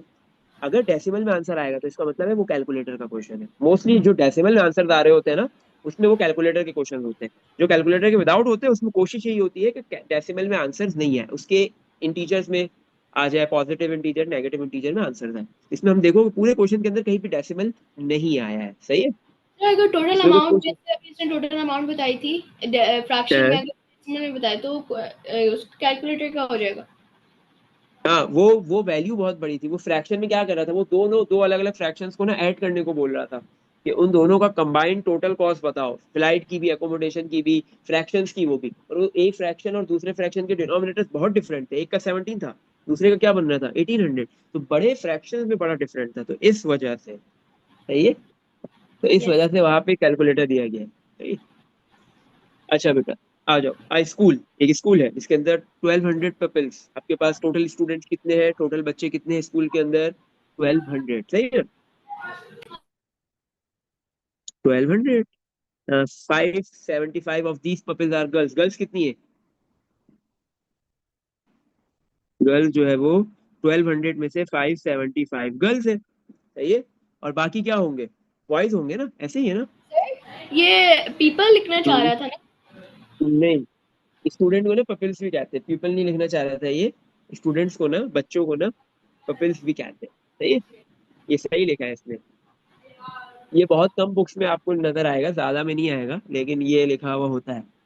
कैम्ब्रिज की बुक्स में ना ये नॉर्मली आपको लिखा हुआ नजर आएगा, इस तरीके का वर्ड। स्पेशली स्कूल के बच्चों के लिए यूज किया जा रहा होता है ये चिल्ड्रंस के लिए जो स्कूल्स के अंदर होते हैं, स्टूडेंट्स के लिए। ये स्टूडेंट्स भी लिख सकता था बट नहीं लिखा उसने, मर्जी है उसकी। अच्छा 1200 है टोटल। हम स्टूडेंट्स बोल दो, पपिल्स बोल दो, सही है। उसमें से गर्ल्स कितनी है? 575। तो बाकी क्या होंगे? 1200 में से 575 गर्ल्स है तो बाकी क्या है? बॉयज। बॉयज है, सिंपल। चलो भाई कितने हो गए, माइनस कर लो, ताकि क्योंकि आगे बॉयज का भी आ रहा है ना कुछ, सही है। 1200 माइनस 575 कितने हो गए बॉयज बताओ। ऐसे करो कि 575 से 600 पे पहुंचेंगे तो कितना जंप होगा? सर 15। 25। ऐसे ही है ना? 25। यस। और 1200, 600 से 1200 पे पहुंचने में कितना जंप होगा? 600 से 1200। हाँ हाँ। 600। 600 और ये 25, तो टोटल कितना हो गया? 625। बॉयज कितने हो गए? 625। 625। सही है। चल, आगे क्या बोले? 2/5 of the girls like sport. सही है। आपके पास 2/5 ऑफ द गर्ल्स, जो जितनी भी गर्ल्स है ना, उसके टोटल 5 हिस्से किए गए। उसमें से 2 हिस्से में, मतलब 5 हिस्सों के अंदर कितनी, जितनी भी गर्ल्स आई है, 5 हिस्से किए गए। हर हिस्से के अंदर जो है पर्टिकुलर अमाउंट में गर्ल्स आ गई होंगी, तो ये सही है। अराउंड जो है वो 115, हाँ 115 गर्ल्स आएंगी एक हिस्से के अंदर, सही है। अच्छा, उसमें से 2 पोर्शन जो है वो गर्ल्स के किसके क्या है, किस चीज को लाइक कर रही है? स्पोर्ट को। इसी तरह बॉयज के भी कितने हिस्से किए गए? 5 हिस्से। उसमें से 3 हिस्से क्या कर रहे हैं बेटा? बॉयज के भी लाइक क्या कर रहे हैं? Sport. Work out the total number of pupils in the school who like sport. तो बताओ बेटा, टोटल नंबर ऑफ पपिल्स, ऐसे कितने पपिल्स हैं, कितने स्टूडेंट्स हैं, बॉयज गर्ल्स मिला के, जो स्पोर्ट को लाइक कर रहे हैं, ताकि स्पोर्ट्स डे का इवेंट करवाया जा सके, स्पोर्ट्स वीक का एक वीक स्पोर्ट्स के लिए कंडक्ट किया जा सके, सही है। अच्छा, ये क्वेश्चन समझ में आ गया? हम्म। Yes sir. सही। गर्ल्स का जो है वो हम लिख लेते हैं, गर्ल्स स्पोर्ट का जो उसने फ्रैक्शन गिवन दिया हुआ है 2/5। इसी तरह बॉयज का जो दिया हुआ है, बॉयज स्पोर्ट को 3/5। ऑब्वियस सी बात है कि बॉयज थोड़ा सा स्पोर्ट्स को ज्यादा लाइक करते हैं, गर्ल्स कम करती है। सही है, ऐसे ही होता है ना। तुम्हें कोई स्पोर्ट अच्छा लगता है? कोई गेम खेलती हो कुछ एक्स्ट्रा एक्टिविटी पढ़ने के अलावा? Sir football. वाह, इधर इधर सिर्फ स्पोर्ट लिखा हुआ है, फुटबॉल खेलती हो? कहाँ पे खेलती हो? चलो इसको बाद में करते हैं वरना रिकॉर्डिंग में आ जाएगा बाद में। चलो। अच्छा आ जाओ, पहले ना गर्ल्स के ऊपर आते हैं, गर्ल्स पे करते हैं वर्क, फिर बॉयज पे, सही है। कितना है? 2/5, सही है। टोटल गर्ल्स कितनी है? 575, ऐसा ही है। दोनों के इसमें टोटल से 5। डिवाइड क्या है? टोटल गर्ल्स 575 है, उसके कितने पोर्शंस करने हैं गर्ल्स के? 5, ऐसे ही है ना। तो डिवाइड बाय 5 कर देंगे, यही करेंगे। और मल्टीप्लाई किससे करेंगे? 2 से, क्योंकि 2 पोर्शन जो है, 2 हिस्से गर्ल्स के स्पोर्ट्स को लाइक कर रही है। यही करेंगे ना बेटा? इसमें देख लो, कुछ पूछना है? सर यस यही करेंगे। चलो अब डिवाइड करते हैं। 5 × 1 = 5। 5 के टेबल से 575 भी कैंसिल हो जाएगा, 5 1 ही आएगा ऊपर, और सर 7 नहीं 1 आएगा। 115, ऐसे ही है ना। मल्टीप्लाई बाय 2, 115 मल्टीप्लाई बाय 2 करो, 230। 230 हो गया। तो टोटल 575 में से 230 गर्ल्स ऐसी है जो स्पोर्ट्स खेलने के लिए रेडी है, स्पोर्ट्स को लाइक करती है, सही है ना, जिन्होंने स्पोर्ट्स डे के अंदर पार्टिसिपेट करना है। 1200 माइनस 230। 1200 माइनस 230 नहीं करना, नहीं। अभी तो हम बॉयज के सारे बॉयज है, बॉयज में से बोला है, बॉयज में से भी बॉयज के 5 हिस्से करने, जिसमें से 3 हिस्से जो है वो स्पोर्ट करें खेलेंगे, स्पोर्ट्स को लाइक कर रहे हैं, सही है। तो 1200 में से ये माइनस करेंगे तो 115 इसका मल्टीप्लाई मतलब, बाय 3 कर दूं तो बॉयज का वो आ जाएगा। हाँ बिल्कुल बिल्कुल बिल्कुल। बॉयज टोटल कितने हैं? 625। 625 को हम डिवाइड करेंगे 5 से, देन मल्टीप्लाई बाय 3 करेंगे, तो हमें ये पता चल जाएगा कि टोटल नंबर ऑफ बॉयज कितना स्पोर्ट्स को लाइक कर रहे हैं। तो ये कैंसिल करो, 5 × 5, 5 के टेबल में 625 कहाँ आएगा? 1 0, सॉरी 1 2, 125 आएगा ना। Hmm. Sir one twenty 3 five multiply, नहीं मल्टीप्लाई 3 करो, 125 को 3 से मल्टीप्लाई करो।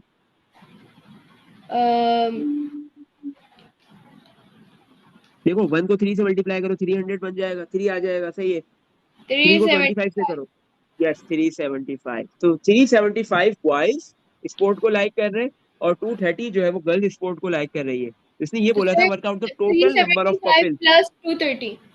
यस, तो हमें पता चल जाएगा कि 1200 स्टूडेंट्स में से, पपिल्स में से कितने स्टूडेंट्स पपिल्स जो है स्पोर्ट को लाइक कर रहे हैं। ऐड करो, आंसर बताओ। सर 605। यस, 605। मतलब 1200 पपिल्स में से, 1200 स्टूडेंट्स में से 605, मोर देन 50% जो है वो स्टूडेंट लाइक कर रहे हैं स्पोर्ट्स को। तो ये मतलब ये बाकी स्पोर्ट्स का जो ये इवेंट पहले है, वाले क्वेश्चंस मुश्किल थे थोड़े, क्यों? पहले थोड़े मुश्किल थे क्योंकि मैंने क्या किया है, मैंने कोशिश ये की है कि पहले मैं ना थोड़ा सा मुश्किल करवाऊँ आपको ना। क्यों? क्योंकि अगर मैं शुरू में आपको आसान करवाऊंगा ना, सबसे पहले मैंने क्या करता हूँ, पहले मैं कभी भी वर्ड प्रॉब्लम स्टार्ट नहीं करता। स्टार्टिंग में अगर आपने देखा होगा, मैंने बिल्कुल आपको बेसिक बेसिक मतलब उसमें फ्रैक्शंस को ऐड सबट्रैक्ट मल्टीप्लाई डिवाइड और ये सारी चीजें करना सिखाई, सही है। अब यस मैंने सर। आपको क्या किया, थोड़े से वर्ड प्रॉब्लम स्टार्ट किया। वर्ड प्रॉब्लम में से पहले मैंने थोड़े से ना ऐसे वर्ड प्रॉब्लम्स लिए जो बेसिकली स्ट्रक्चर्ड क्वेश्चन से, जैसे जब भी पार्ट वाले क्वेश्चन आए ना तो वो स्ट्रक्चर्ड क्वेश्चंस कहलाते हैं, सही है ना। क्योंकि पहले का पार्ट दूसरे पे लिंक कर रहा है, पहले का आंसर, या पहला पार्ट दूसरे पे, दूसरा तीसरे पे, तो मैंने स्ट्रक्चर्ड क्वेश्चंस उठाए। क्यों? स्ट्रक्चर्ड क्वेश्चन ना थोड़े से मुश्किल होंगे। जब आप स्टार्टिंग में थोड़ा सा मुश्किल करना शुरू करते हो ना, तो आपका दिमाग जो है वो चलना शुरू हो जाता है। स्टार्टिंग में आसान कर लो, कोई मसला नहीं है, बट मैं कोशिश करता हूँ पहले शुरुआत में ना थोड़ा सा बेसिक के बाद थोड़ा सा ना वर्ड प्रॉब्लम्स के अंदर थोड़ा सा डिफिकल्टी लेवल को बढ़ाया जाए, सही है। आपने मुश्किल सवालात किए, आपका थोड़ा सा दिमाग खुला। जब आपका मुश्किल में दिमाग खुलेगा ना, तो आसान आपके यू फौरन फौरन होंगे। फिर मैं क्या करता हूँ कि थोड़े इजी क्वेश्चन रख लेता हूँ, सही है, जो अनस्ट्रक्चर्ड क्वेश्चन होते हैं, क्योंकि पेपर में दोनों आते हैं, स्ट्रक्चर्ड और अनस्ट्रक्चर्ड दोनों आते हैं। फिर मैंने आपके पास रखे स्ट्रक्चर अनस्ट्रक्चर्ड। हाँ, स्ट्रक्चर बड़े क्वेश्चंस को बोलते हैं। नहीं देखो, पेपर में जो भी क्वेश्चन आएगा ना, स्ट्रक्चर बड़ा छोटा नहीं होता। एक क्वेश्चन आएगा ना, उसके 3 4 पार्ट्स होंगे, ऐसा नहीं है।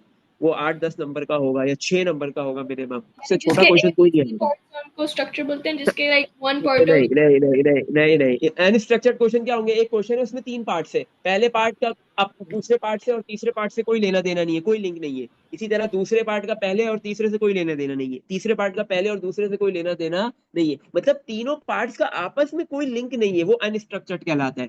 और जिसमें लिंक होता है वो स्ट्रक्चर्ड कहलाता है, सही है बेटा, ये होता है।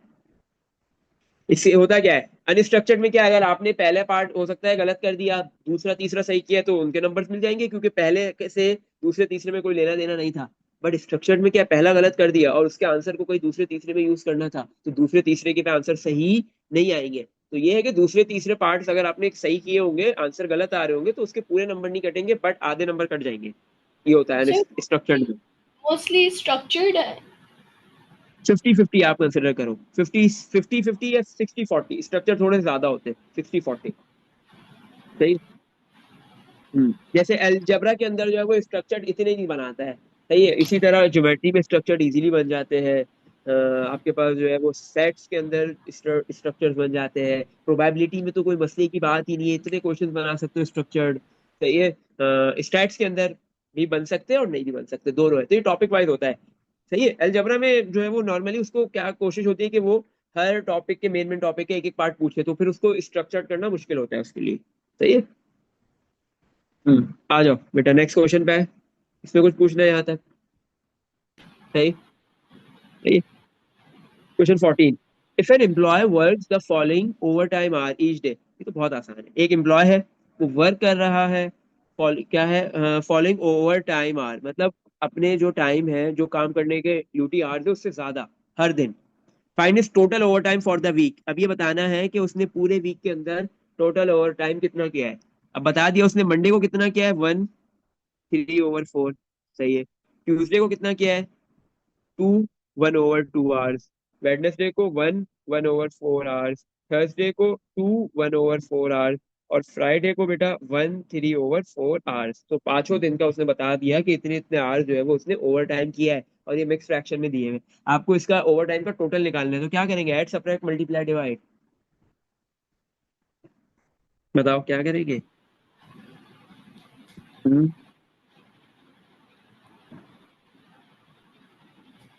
सर क्या करना है इसमें?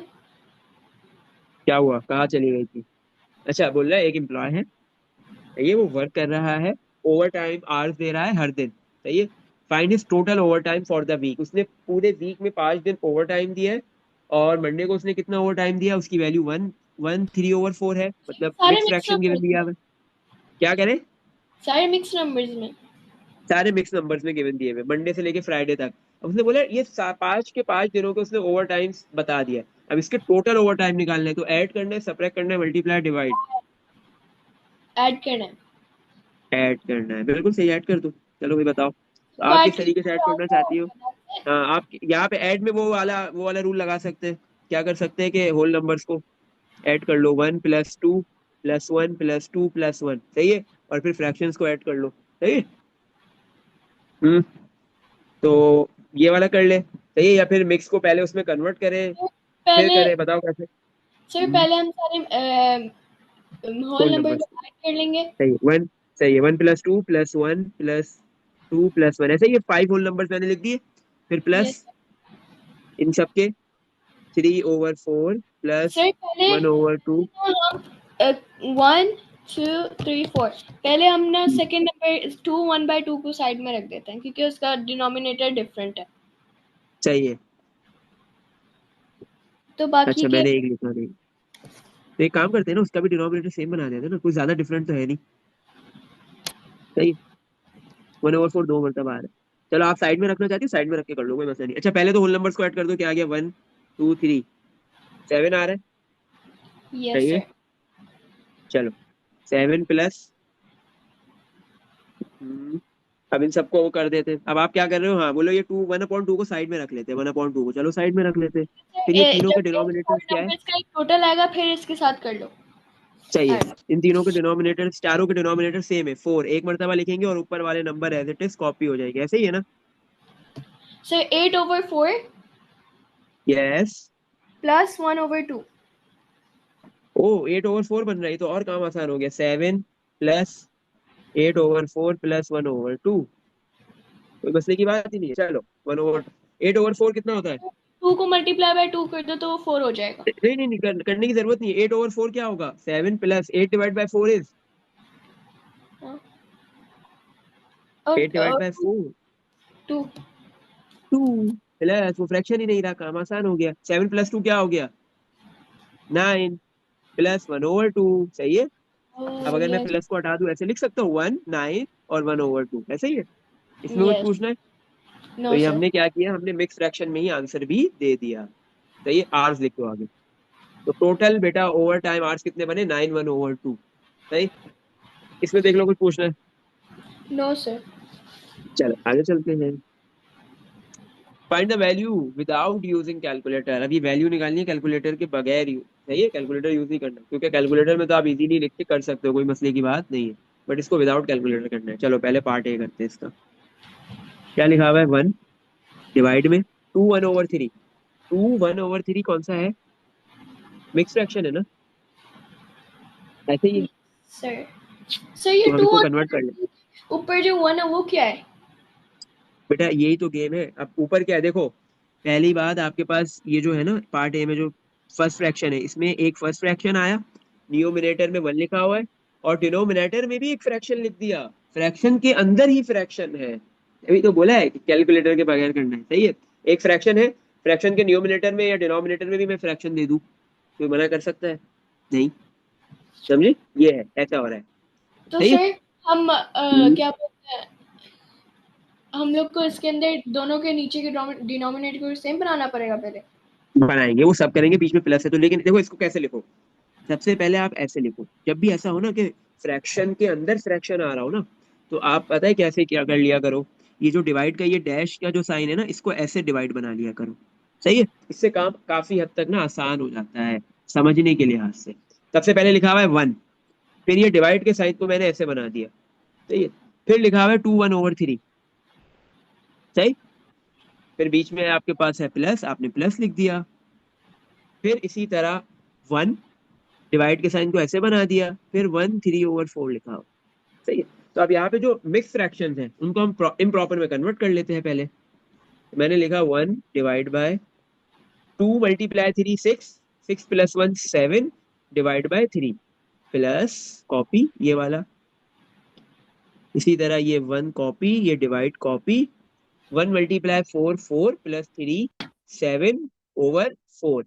इसमें कुछ पूछना है बेटा? ये चीज समझ में आ गई? यहाँ यस तक? सर। अब ये 1, अब इस डिवाइड को ना, जब भी डिवाइड का साइन हो दो फ्रैक्शन के बिटवीन, हम उसको किस में कन्वर्ट करते हैं? मल्टीप्लाई में। जैसे मल्टीप्लाई में कन्वर्ट होगा तो डिवाइड के बाद वाला जो फ्रैक्शन है वो हो जाएगा रेसिप्रोकल।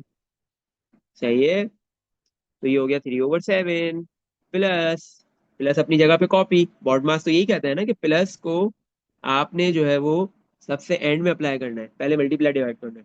फिर ये 1, ये डिवाइड किस में कन्वर्ट होगा? मल्टीप्लाई में। तो ये 7/4 बन जाएगा 4/7। सही। इसमें कुछ पूछना है यहाँ तक? चलो आगे चलते हैं। अब ये 1 3 से मल्टीप्लाई हुआ, 1 मल्टीप्लाई 3 3, और डिवाइड में 7। 7 किससे मल्टीप्लाई होगा? ये जो 1 के नीचे डिवाइड में, 1 के डिवाइड में जो 1 है उससे मल्टीप्लाई होगा। तो 1 मल्टीप्लाई 3 3 हो गया, और 1 मल्टीप्लाई 7 7 हो गया, प्लस ऊपर 1 मल्टीप्लाई 4 4, और डिवाइड में 1 के लिखा हुआ है 1, तो 1 मल्टीप्लाई 7 7। अब दोनों के डिनोमिनेटर सेम ही बन गए हैं खुद ब आंसर खुद। तो 1 होगा, 1 होल, क्योंकि आंसर 7/7 या 1 होल। बिल्कुल, बिल्कुल ऐसे ही है। 7 3 + 4 7/7 = 1, 1 आ गया। चलो, तो इसको कहते हैं खोदा पहाड़ निकला चूहा। सही है। ये जो है वो एग्जाम्पल, जो ये मुहावरा है ना, वो इधर आके फिट बैठ रहा है। तो सवाल लग रहा था कि यार थोड़ा सा मुश्किल होगा, लेकिन उसका आंसर बड़ा इजी आया, आसान आया। सही है। चलो अब चलते हैं पार्ट नंबर बी पे। पार्ट सही है नंबर पढ़। बी में भी ऐसा। हम्म। मैंने आज तक ऐसे ऐसी फ्रैक्शन देखी नहीं है। क्यों नहीं देखे?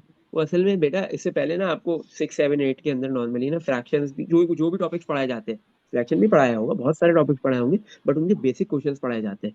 बस टीचर कोशिश यही करता है हर जगह कि बेसिक क्वेश्चंस पढ़ा दो बस।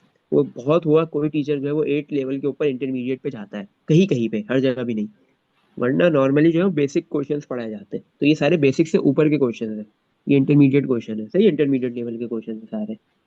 नहीं, और वर्ड प्रॉब्लम जितना मुश्किल वर्ड प्रॉब्लम होता है वो एडवांस लेवल का क्वेश्चन होता है। वर्ड प्रॉब्लम्स पहली बात है एडवांस लेवल में एंटर होता है, लेकिन स्ट्रक्चर्ड वाले, क्योंकि स्ट्रक्चर्ड वाले मुश्किल होते हैं क्योंकि उसके पार्ट्स आपस में लिंक हुए हुए होते हैं। सही है। ये चीज है। तो ऑब्वियस है ना, अब आपने जो है वो ग्रेड 9 या ग्रेड 10 या ग्रेड 8 का पेपर तो देना नहीं है। आपने तो जो है वो अपना IGCSE का पेपर देना है। सही है। अपियरिंग है, तो उसमें तो आपसे वो कुछ भी पूछ सकता है। सही है। वो हर तरीके से सवाल घुमा के कैसे भी पूछ सकता है। सही है। वो आजाद है बिल्कुल। सही है। चलो आ जाओ, पार्ट बी में क्या होगा? पार्ट बी में भी ऐसे ही करेंगे। 1/5 लिखा हुआ है, डिवाइड का साइन है, इस डिवाइड को हम कन्वर्ट कर देते हैं किसमें? मल्टीप्लाई में कर दे, तो ये 1/5 बन जाएगा 5/1। सही है। इसमें कुछ पूछना है? हम्म। No sir. ये चीज समझ में आ गई? ऑफ ऑफ की जगह क्या लिखते हैं? मल्टीप्लाई। हाँ, और ये 1/5 कॉपी। नेक्स्ट वाला। फिर ये जो sir whole answer one divide है, ओवर फाइव ही आएगा। हाँ बिल्कुल सही है, ऐसे ही होगा। ये जो होल डिवाइड है इसको हम कैसे बना दे? या तो ऐसे होल डिवाइड में लिख लो, या फिर आगे ऐसे डिवाइड में लिख लो, आपकी मर्जी, एक ही बात है। सही है। अच्छा, मैंने ऐसे डिवाइड में लिख दिया। फिर आगे लिखा हुआ है 1/5, ऑफ ऑफ की जगह क्या लिखूंगा? मल्टीप्लाई। सही। और फिर 1/5 डिवाइड को कन्वर्ट करूंगा मल्टीप्लाई में, तो 5/1 हो जाएगा। सही है। अच्छा। सर ये तो सेम क्वेश्चन है, बस लाइक उसको और हाँ, मतलब उसने बताने की कोशिश की है, यहाँ पे बॉड मास ही है, बॉड मास के अकॉर्डिंग जो है वो पहले मल्टीप्लाई कर लो पहले डिवाइड कर लो, उससे कोई फर्क नहीं पड़ता है। सही है। तो यही है बस, इधर एक चीज थी कि ये आपको इधर कंफ्यूज नहीं होना है कि जब तीन फ्रैक्शन एक साथ है, बीच में डिफरेंट सिंबल्स है, ऑफ की जगह क्या है? भाई मल्टीप्लाई लगेगा। डिवाइड को कन्वर्ट किसमें करेंगे? मल्टीप्लाई में। बस ये 5 से 5 कैंसिल। सही है। और ये 5 से 5 कैंसिल। तो आपके पास रह गया 1/5 डिवाइड, और इधर भी रह गया 1/5। ऐसे ही है। और कुछ सर बचा है? हम इसको एक एक इसका भी कैसे वन करें? आंसर आएगा। क्या? इसको भी 1/5 ही आंसर आएगा। नहीं, देखो ना, ये 5 से 5 कैंसिल, ऊपर भी 1 बचा, इन दो five first five two over fraction five में नहीं। यानी 1 होल हाँ आंसर 5, आएगा। बिल्कुल बिल्कुल 1 आएगा, 5/1। डिवाइड को मल्टीप्लाई में कन्वर्ट करेंगे 5/1, तो 5 से 5 कैंसिल, आंसर इज 1। सही हो गया। तो इसने इतना घुमा के क्वेश्चन क्यों दिया?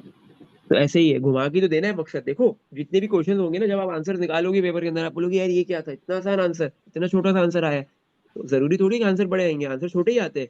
वो आपको क्वेश्चन घुमा के, क्योंकि देखो, आपके जो पेपर ले असेसमेंट लेने का मकसद जो होता है, असेस करने के स्टूडेंट को मकसद यही होता है कि उसके ब्रेन को जज करना होता है कि उस पर्टिकुलर प्रेशर प्रेशर के टाइम के ऊपर क्या होता है। बहुत से स्टूडेंट्स को आता सब कुछ है, बहुत कुछ पढ़ के गए हैं, एक एक चीज पढ़ी हुई है, रिवाइज सब कुछ किया हुआ है, लेकिन उस वक्त फेल हो जाते हैं। क्यों? अटेम्प्ट नहीं कर पाते। क्यों? या तो चीजों को मिक्स कर देते, या भूल जाते हैं, वो किस वजह से? प्रेशर हैंडल नहीं कर पाते। तो दुनिया में आपको कहा क्या सिखाया जा रहा है इस स्टेज के ऊपर? प्रेशर हैंडल करना। आगे भी वही है, प्रेशर ही हैंडल करना होता है। सही है। तो ये मुश्किल क्वेश्चन देने का मकसद ही यही है कि बच्चा जो है वो, उसका माइंड इस मुश्किल के क्वेश्चंस को देख के आइडेंटिफाई कर पा रहा है कि एक्चुअल में इसमें हो क्या रहा है। सही है, वो प्रेशर हैंडल कर पा रहा है, वो चीजें भूल तो नहीं गया है। ये मकसद होता है पेपर लेने का, असेसमेंट लेने का। सही है। इसमें कुछ पूछना है? चलो नो आगे सर। चलते हैं। चलो, आसिफ है, कटलरी है, बारबारा है। सही है, ये तीन लोग हैं। सही है। शेयर सम मनी, इन्होंने क्या किया, कुछ अमाउंट ऑफ मनी ना शेयर किए आपस में। सही है। अब जरूरी नहीं है हर जगह शेयरिंग में जो है ना वो इक्वल शेयरिंग हो, तीनों को बराबर हिस्से मिले, बराबर पैसे मिले, ऐसा पॉसिबल नहीं है। सही है। अनइक्वल शेयरिंग ही होती है ये ज्यादातर ना। तो क्या बोल रहा है, आसिफ रिसीव, आसिफ को कितनी अमाउंट मिली है, रिसीव हुई है 3/8 ऑफ द मनी, मतलब मनी के 8 हिस्से किए, उसमें से 3 हिस्से आसिफ को दे दिए। सही है। इसी तरह 12 को कितने रिसीव हुए, 1/3। आप बोलोगे 1/3 कैसे, 8 हिस्से किए थे तो 1/3 का मतलब है 3 हिस्से करोगे। वही गेम है कि आसिफ को पहले अमाउंट दे दी, जो टोटल अमाउंट थी उसके 8 हिस्से किए, आसिफ को 3 दे दिए। अब जो बच गए 8 हिस्सों में से 3 अगर आसिफ को दे देंगे तो 5 पार्ट बचेंगे। उन 5 पार्ट्स को एक साथ मिक्सअप कर दिया, जो भी अमाउंट बची है जितनी भी, उसके फर्दर 3 हिस्से किए और उसमें से एक 12 को दे दिया। सही है। अब बोला what fraction of the money does cutlery receive, cutlery नहीं, कर्टली को कितना मिलेगा, कर्टली को कितनी अमाउंट मिलेगी, फ्रैक्शन में बतानी है। उसको कितनी रिसीव होगी मनी, ये बताना है फ्रैक्शन के अंदर। सही है। अब इधर हमें कोई वैल्यू बताइए कि इन तीनों ने आपस में कितनी अमाउंट, कितने पैसे डिस्ट्रीब्यूट किए, बताया ऐसा कुछ? सही, वैसे क्वेश्चन है जैसे वो पॉकेट मनी वाला था। हाँ, तो ये हो सकता है, कोई मसले की बात है? हो जाएगा ये इजीली। बट इसे बता यस। दो पहले क्या करूँ, बता दो, फिर कंप्लीट तुम करना। 3/8 और 1/3 को क्या करूँ, आसिफ और जो बारबारा को मिला इन दोनों के अमाउंट को ऐड करना है, सब्ट्रैक्ट करना है? ऐड करना है। सही है। और फिर जो इसका आंसर आएगा उसको किससे क्या करना है, माइनस करना है, ऐड करना है, किस अमाउंट से करना है, क्या करना है बताओ। हम्म। सही, क्या बोलते हैं, उनको थ्री मल्टीप्लाई ओवर करना। नो। अच्छा, अब पहले तो चलो कर लेते हैं इसको, जल्दी से आप कर लो। 8 और 3 का एलसीएम कितना होगा? 24। 24। सही है। 3 × 3 9 प्लस 1 × 8 8, तो आ गया 17/24। ऐसे ही है। ये अमाउंट जो है वो, जितनी भी अमाउंट थी टोटल, उसमें से दो बंदों में बांट दी गई है। अब कर्ली को कितना मिलेगा, थर्ड पर्सन को कितना मिल रहा है? सही है, और ये फीमेल।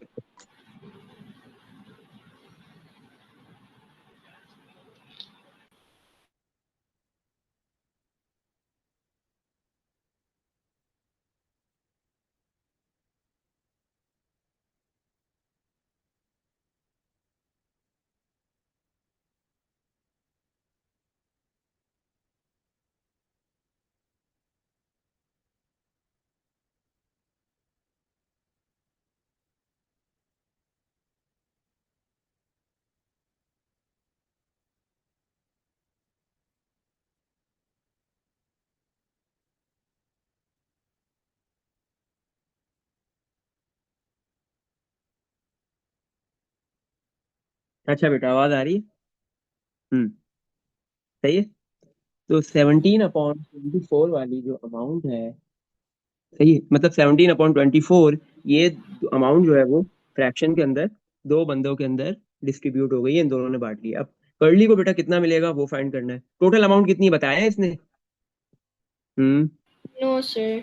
नो, तो हम कितनी लेंगे, टोटल अमाउंट कितनी लेंगे? 1। 1। सही है।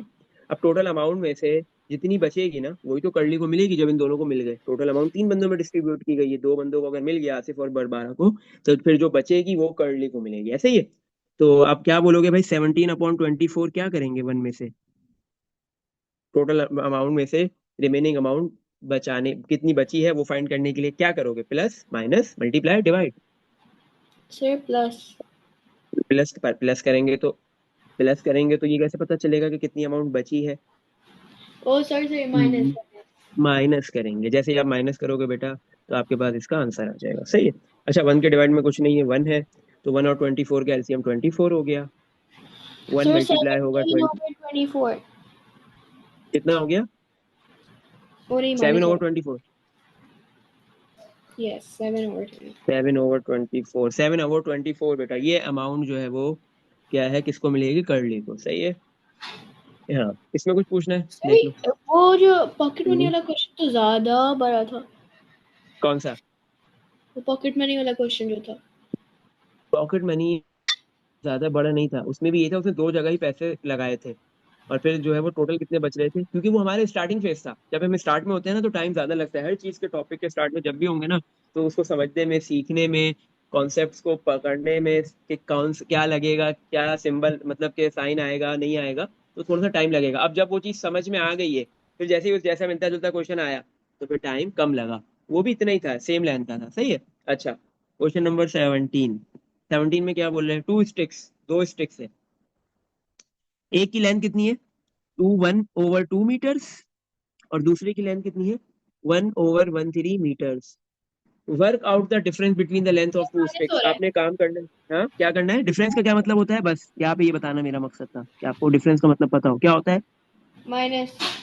बस आपने इन दोनों को क्या करना है, माइनस करना है। 2 1/2, 1 1/3, ये दो स्टिक्स की लेंथ है, इन दोनों की स्टिक्स की लेंथ को जैसे ही आप माइनस करोगे तो आपके पास जो है वो डिफरेंस आ जाएगा। सही है। अच्छा, अब आप क्या है, माइनस करने के लिए आपके पास दोनों तरीके हैं कि आप जो है वो इसको मिक्स को इम्प्रॉपर में कन्वर्ट करके माइनस करो, या फिर होल नंबर्स को माइनस कर दो। सही है। लेकिन हमने याद है जब होल नंबर्स को और फ्रैक्शंस को माइनस किया था, फिर उसमें क्या हो रहा था, फिर हमें बाद में जाके सर एक मैं बार और करना पड़ इम्प्रॉपर रहा को था। वो करते हैं, इम्प्रॉपर को बना के और फिर हाँ, माइनस। सिर्फ प्लस में वो कर लो, बाकी कहीं नहीं करो। सही है, बाकी में ना फिर मसला हो जाता है एंड में, कभी कभी, हर वक्त नहीं, लेकिन कभी कभी इम्प्रॉपर में कन्वर्ट करते हैं। 2 × 2 = 4 +1 5/2 माइनस 1 × 3 3 +1 4/3। ऐसे ही है, हो गया ये। अच्छा, 3, हाँ। अब क्या है, दोनों के डिनोमिनेटर्स डिफरेंट है, तो 2 और 3 का एलसीएम क्या आ जाएगा, सर 2 और 3 का एलसीएम 6। 6। 5 × 3 कितना होगा, 15। सही है। 15। माइनस 4 किससे मल्टीप्लाई होगा, 2 से, 4 × 2 8। सही है। 15 - 8 इज 7/6, ये आंसर आ गया। 7/6 इन दोनों का डिफरेंस है। अच्छा, अब हमारे पास जो क्वेश्चन गिवन दिया हुआ था वो किसमें था, सही है, मीटर्स में। मिक्स फ्रैक्शन में। हम इसको भी मिक्स में कन्वर्ट कर लेते हैं। सही है, अगर पेपर में बोला है तो फिर उसमें कन्वर्ट करना है या उसमें आंसर देना है। सही है, नहीं बोला तो दोनों ऑप्शन होते हैं, किसी में भी छोड़ सकते हैं। सही है, बट तो हम सर कल इसको कन्वर्ट भी कर देते हाँ। उसने तो नहीं बोला क्या, है। उसने तो नहीं इधर नहीं बोला। बोला है, लेकिन मैं फिर भी कर रहा हूँ ताकि आपको पता हो कि दोनों ऑप्शन है, और लिखा है ना मैंने, इधर नहीं बोला है क्वेश्चन में, लेकिन पेपर में कहीं बोला हुआ होता है, कहीं नहीं बोला हुआ होता है। सही है, तो ये सारी चीजें करनी है, जैसे बोला हुआ वैसे करनी है। 1 1 ओवर अगर मैं 6। इसको 1/1/6, ये लो भाई आ गया, क्योंकि 7 अंदर आया होगा, 6 इधर आया होगा। 6 1 1। सही है। चलो नेक्स्ट क्वेश्चन पे चलते हैं।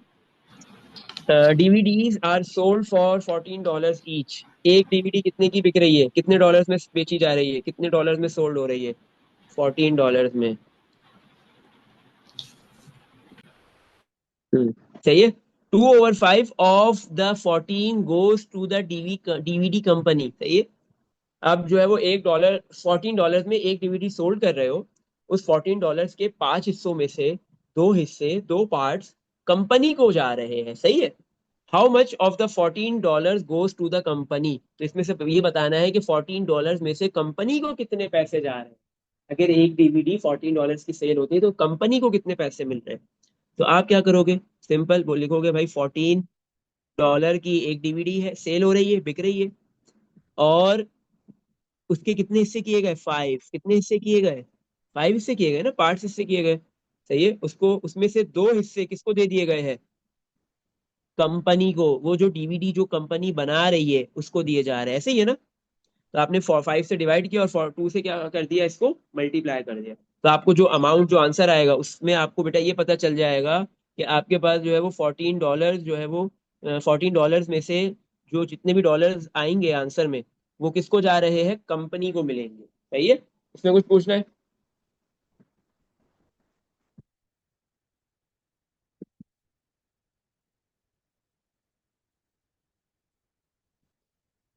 देख लो, इसमें कुछ पूछना है बेटा? कुछ समझ में आ नो। गई? यस चलो, सर। अब 14 मल्टीप्लाई 2 करते हैं, 28 हो जाएगा, डिवाइड बाय 5। सही। अब ऑब्वियस सी बात है कि 28 और 5 कैंसिल नहीं होंगे, तो हमने इनको डिवाइड करना है।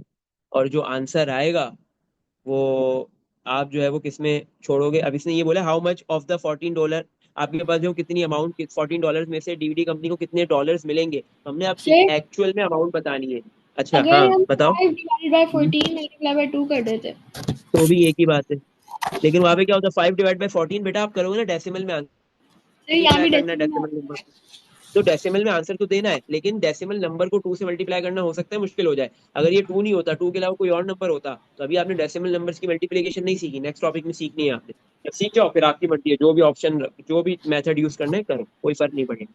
28, 5, 5 के टेबल में 28 नहीं आता, 25 आता है। 5 पे कितना बचा? 3। सही है। अब जो है वो क्या है, जीरो लगाएंगे क्योंकि 5 के टेबल में 3 नहीं आता, और आगे डेसिमल, ऊपर आ गया डेसिमल। 5 के टेबल में 30 आता है, बिल्कुल। कहाँ पे आता है? 6 पे। दोनों को माइनस करेंगे, रिमाइंडर कितना बचा? कुछ भी नहीं बचा। सही है। तो 28 डिवाइड बाय 5 कितना हो गया? $5.6।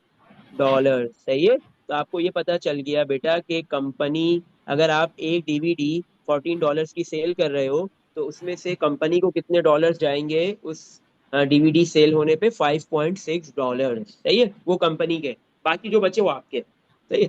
इसमें कुछ पूछना है? और अगर वो सर बोले कि आपको आपने बता अगर उसके अंदर डेसिमल आए तो वो कैलकुलेटर वाला क्वेश्चन होता है। वो नॉर्मल, लेकिन इतना इतना सा क्वेश्चन तुम्हें लगता है कैलकुलेटर में देगा वो? मोस्टली ज्यादातर क्वेश्चन होते हैं। सही है। लेकिन इतना क्वेश्चन वो नहीं देगा कैलकुलेटर में, तो इसीलिए तुम्हें जो है वो बेटा, आपको या सबको जो है वो कैलकुलेटर के विदाउट भी डेसिमल नंबर्स में डिवाइड और ये सारी चीजें भी सिखाई जाती है। सही है। हम्म। मतलब बड़े नंबर्स हो, और बड़े नंबर्स अगर आप मल्टीप्लाई डेसिम क्या कहते हैं, डिवाइड प्लस माइनस बहुत ज्यादा जो है वो आपके पास डेसिमल में आ रहे हो, तो वो फिर बहुत बड़े नंबर्स हो तो फिर वो नॉर्मली उसमें देता है, कैलकुलेटर वाले में। सही है? अब इतना कोई छोटा क्वेश्चन तो वो देगा नहीं। लेकिन मैं अभी भी ये चाह रहा हूँ कि आपने कोशिश करनी है कि मैक्सिमम क्वेश्चन विदाउट कैलकुलेटर करने हैं। सही है। हम्म। जब ट्रिग्नोमेट्री और ऐसी चीजें यूज करेंगे जिसमें क्या कहते हैं कैलकुलेटर के बगैर काम नहीं होगा, तो फिर मैं वहां पे आपको बोलूंगा कि बेटा ये तो आपने कैलकुलेटर से ही करना है। सही है। चलो, आ जाओ, इसमें कुछ पूछना है यहाँ तक देख लो।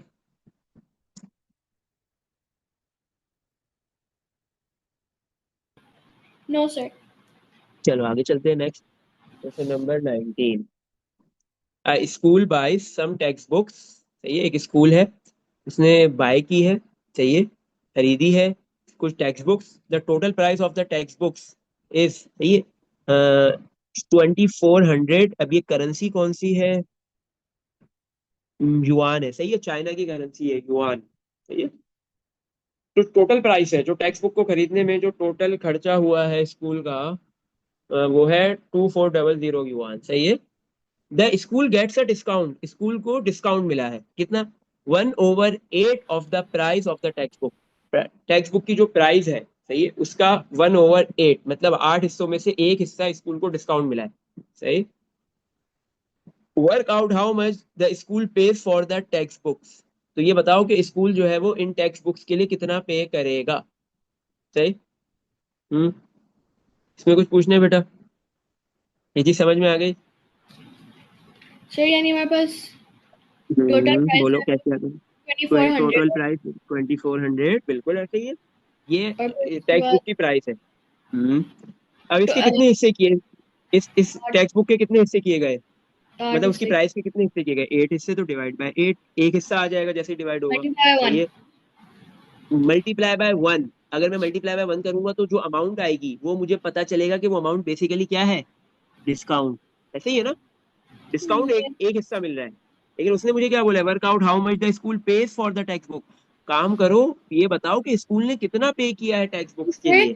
24,000 हाँ। 2400 और फिर माइनस जो अमाउंट आएगी हमारे पास ये भी कर सकते हो, ये थोड़ा सा लॉन्ग मेथड है, थोड़ा शॉर्ट सोचो ना। या अच्छा डिवाइड। मुझे एक बात बताओ, वो भी सही है, वो सही है, आपने बोला कि मैं 2400 डिवाइड बाई 8 मल्टीप्लाई बाय 1 करूँ, जो अमाउंट है उसको 2400 से माइनस कर दो, बिल्कुल सही है। करेक्ट मेथड है। इससे थोड़ा सा आसान सोचते। सही है, माइनस तक पहुंचना ही नहीं है। अच्छा, टोटल 8 हिस्सों में से एक हिस्सा डिस्काउंट है, अगर 8 हिस्सों में से एक हिस्सा मुझे निकाल दो डिस्काउंट के तौर पे, तो मुझे कितने पार्ट्स पे करने हैं? 8 में से 1 निकालो, कितना बचेगा? 8 है, 8 में से 1 निकाले, 8 बच गया। 7 8 7 माइनस 7, मतलब 7 पार्ट्स मुझे जो है वो प्राइस के पे करने हैं।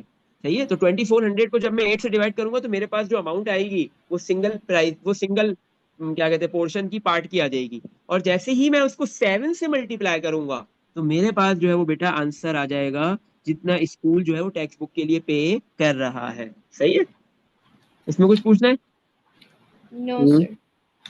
ये भी कर लो, वो भी कर सकते हो, ये भी कर सकते हो। सही है, तो 24 और 8 ये कैंसिल हो जाएंगे, 8 वन सा 8, 8 के टेबल में 24 आता है 3 पे, और ये दो जीरो आ जाएंगे, multiply by 7, 300 multiply by 7, 2100 yuan पे किए जा रहे हैं स्कूल टेक्स्ट बुक खरीदने के लिए। सही है, इसमें कुछ पूछना है बेटा, देख लो। हम्म, सही है। No sir. चल, अच्छा, और आगे चलना है? अभी कितने रहते हैं इसमें? ओ भाई, है नहीं, बस दो ही सवाल, तीन नहीं है, 23 तक है। आगे और चलना है, 4 क्वेश्चन है, या कल कंटिन्यू करें इसको? हम्म, सर मर्जी है। तुम बताओ। हम्म, सर यहीं तक सही है। चलो सही है, कल कंटिन्यू करते हैं।